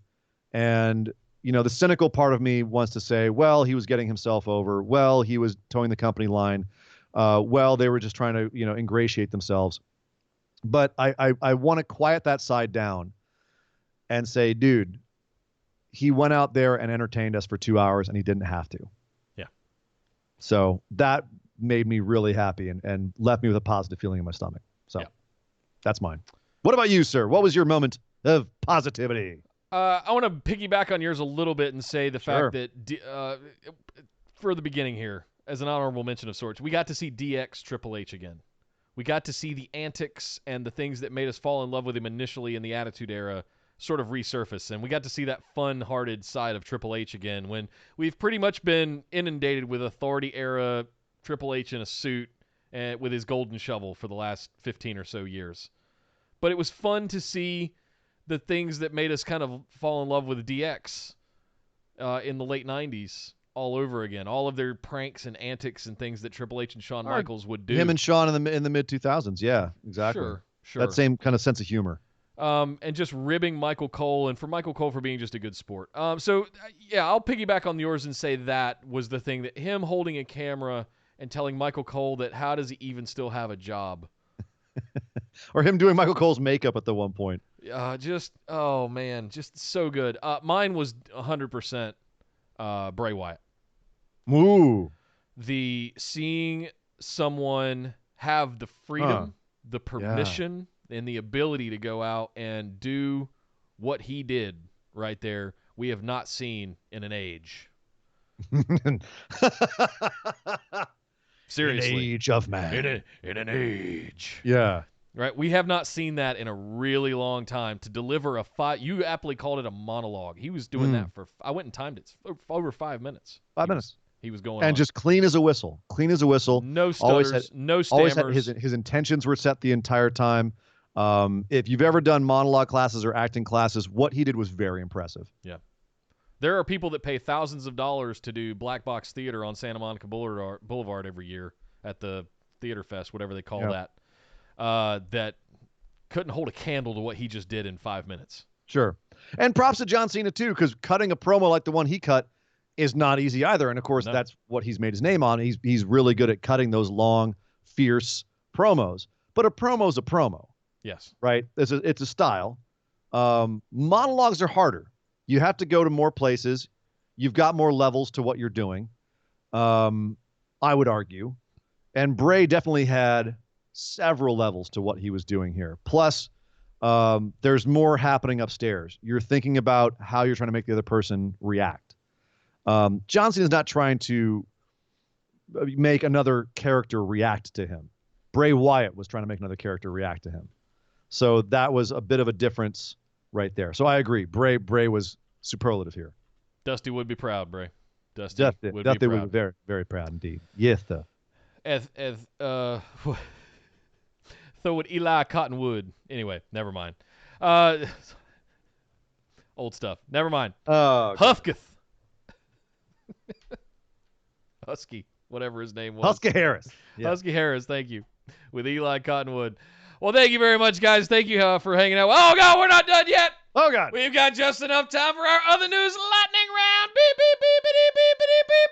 All right, it seems kind of silly to do this week, but yeah, the ratings came out. AEW won again, 776,000 to NXT 697,000. So everyone down all over. 0.26 for AEW in the 18 to 49, 0.21 for NXT. NXT just barely beating them in the over 50 again.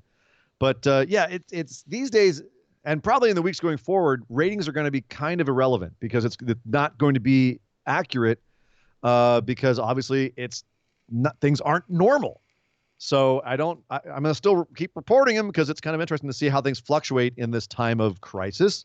But yeah, it's obviously they're not going to be looking at it. I don't think any of the business people behind it are going to be looking at it and saying this is indicative of how well our brand is doing.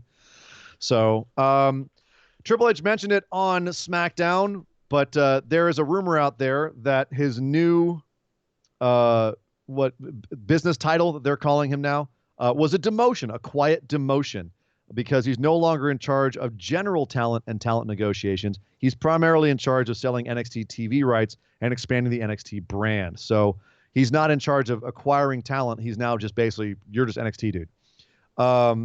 Obviously, Triple H was poking fun at it, which you could either take as him trying to diffuse the situation or as him making fun of, the internet. Not being happy about it. We're not being happy about it? Who knows? There's lots of different ways you could take it. All we know is that is the perception, at least from certain members of the wrestling press. Luther, you've seen a little bit on AEW, the international deathmatch specialist and best friend of Chris Jericho, yes, has signed officially with AEW. He will now be a backstage producer and also talent, which he's already been doing.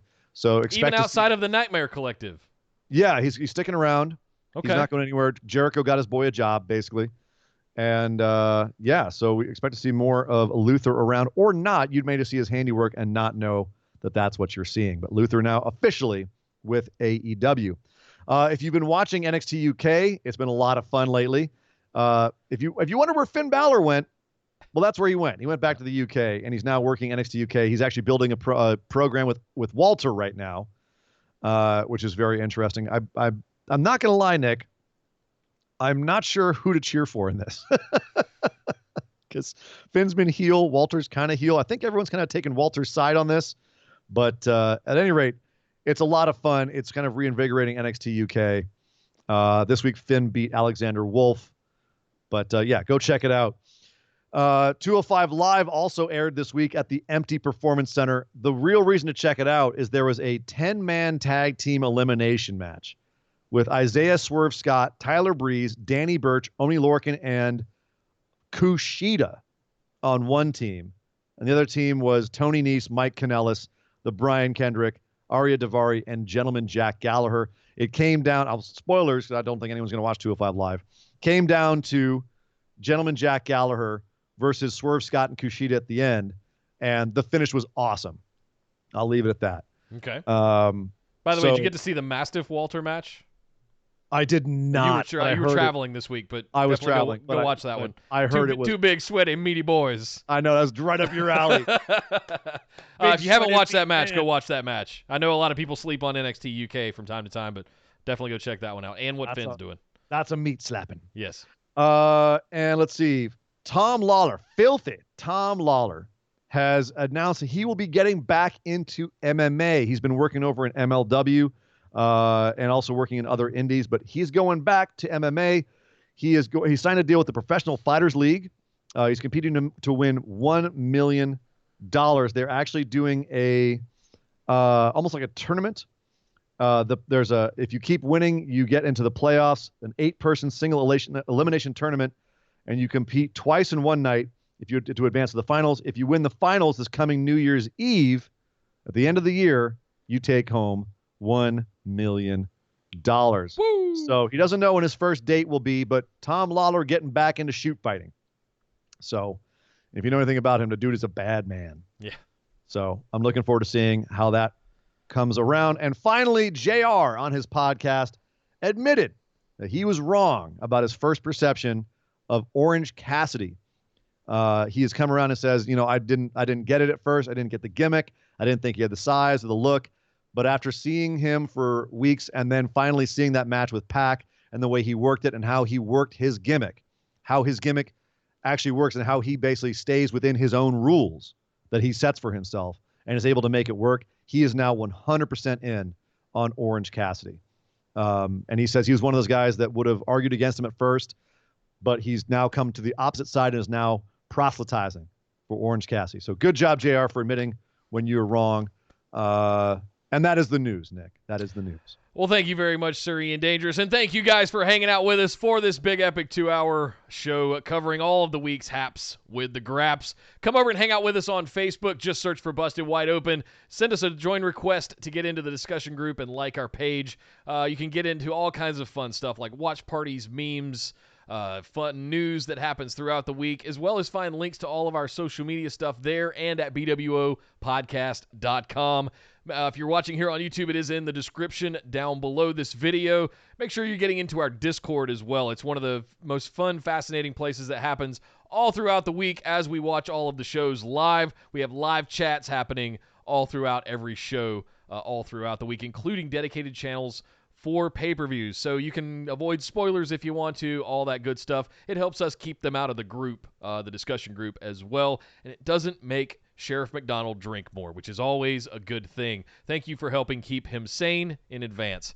You can also follow us over on Twitter and Instagram at BWO Podcast. We stream live right here on YouTube at youtube.com/bustedwideopen every Tuesday at 8 p.m. Eastern and every Saturday at 3 p.m. Eastern, including, don't go anywhere yet if you're watching live on YouTube. We'll be right back with our Patron Mailbag series that we do as a dedicated series that we used to call Listener Questions, but we now have it broken out into its own dedicated show. But make sure you're subscribed at youtube.com/bustedwideopen and get in on some of that. We are on that race to 1,000 subscribers. Every single one counts. We've hit all the milestones we need except that one. So we can start doing some more. All the magic unlocks when you make YouTube partner and you get these milestones all checked off. So please help us get there. Our show will grow exponentially from there, I promise you.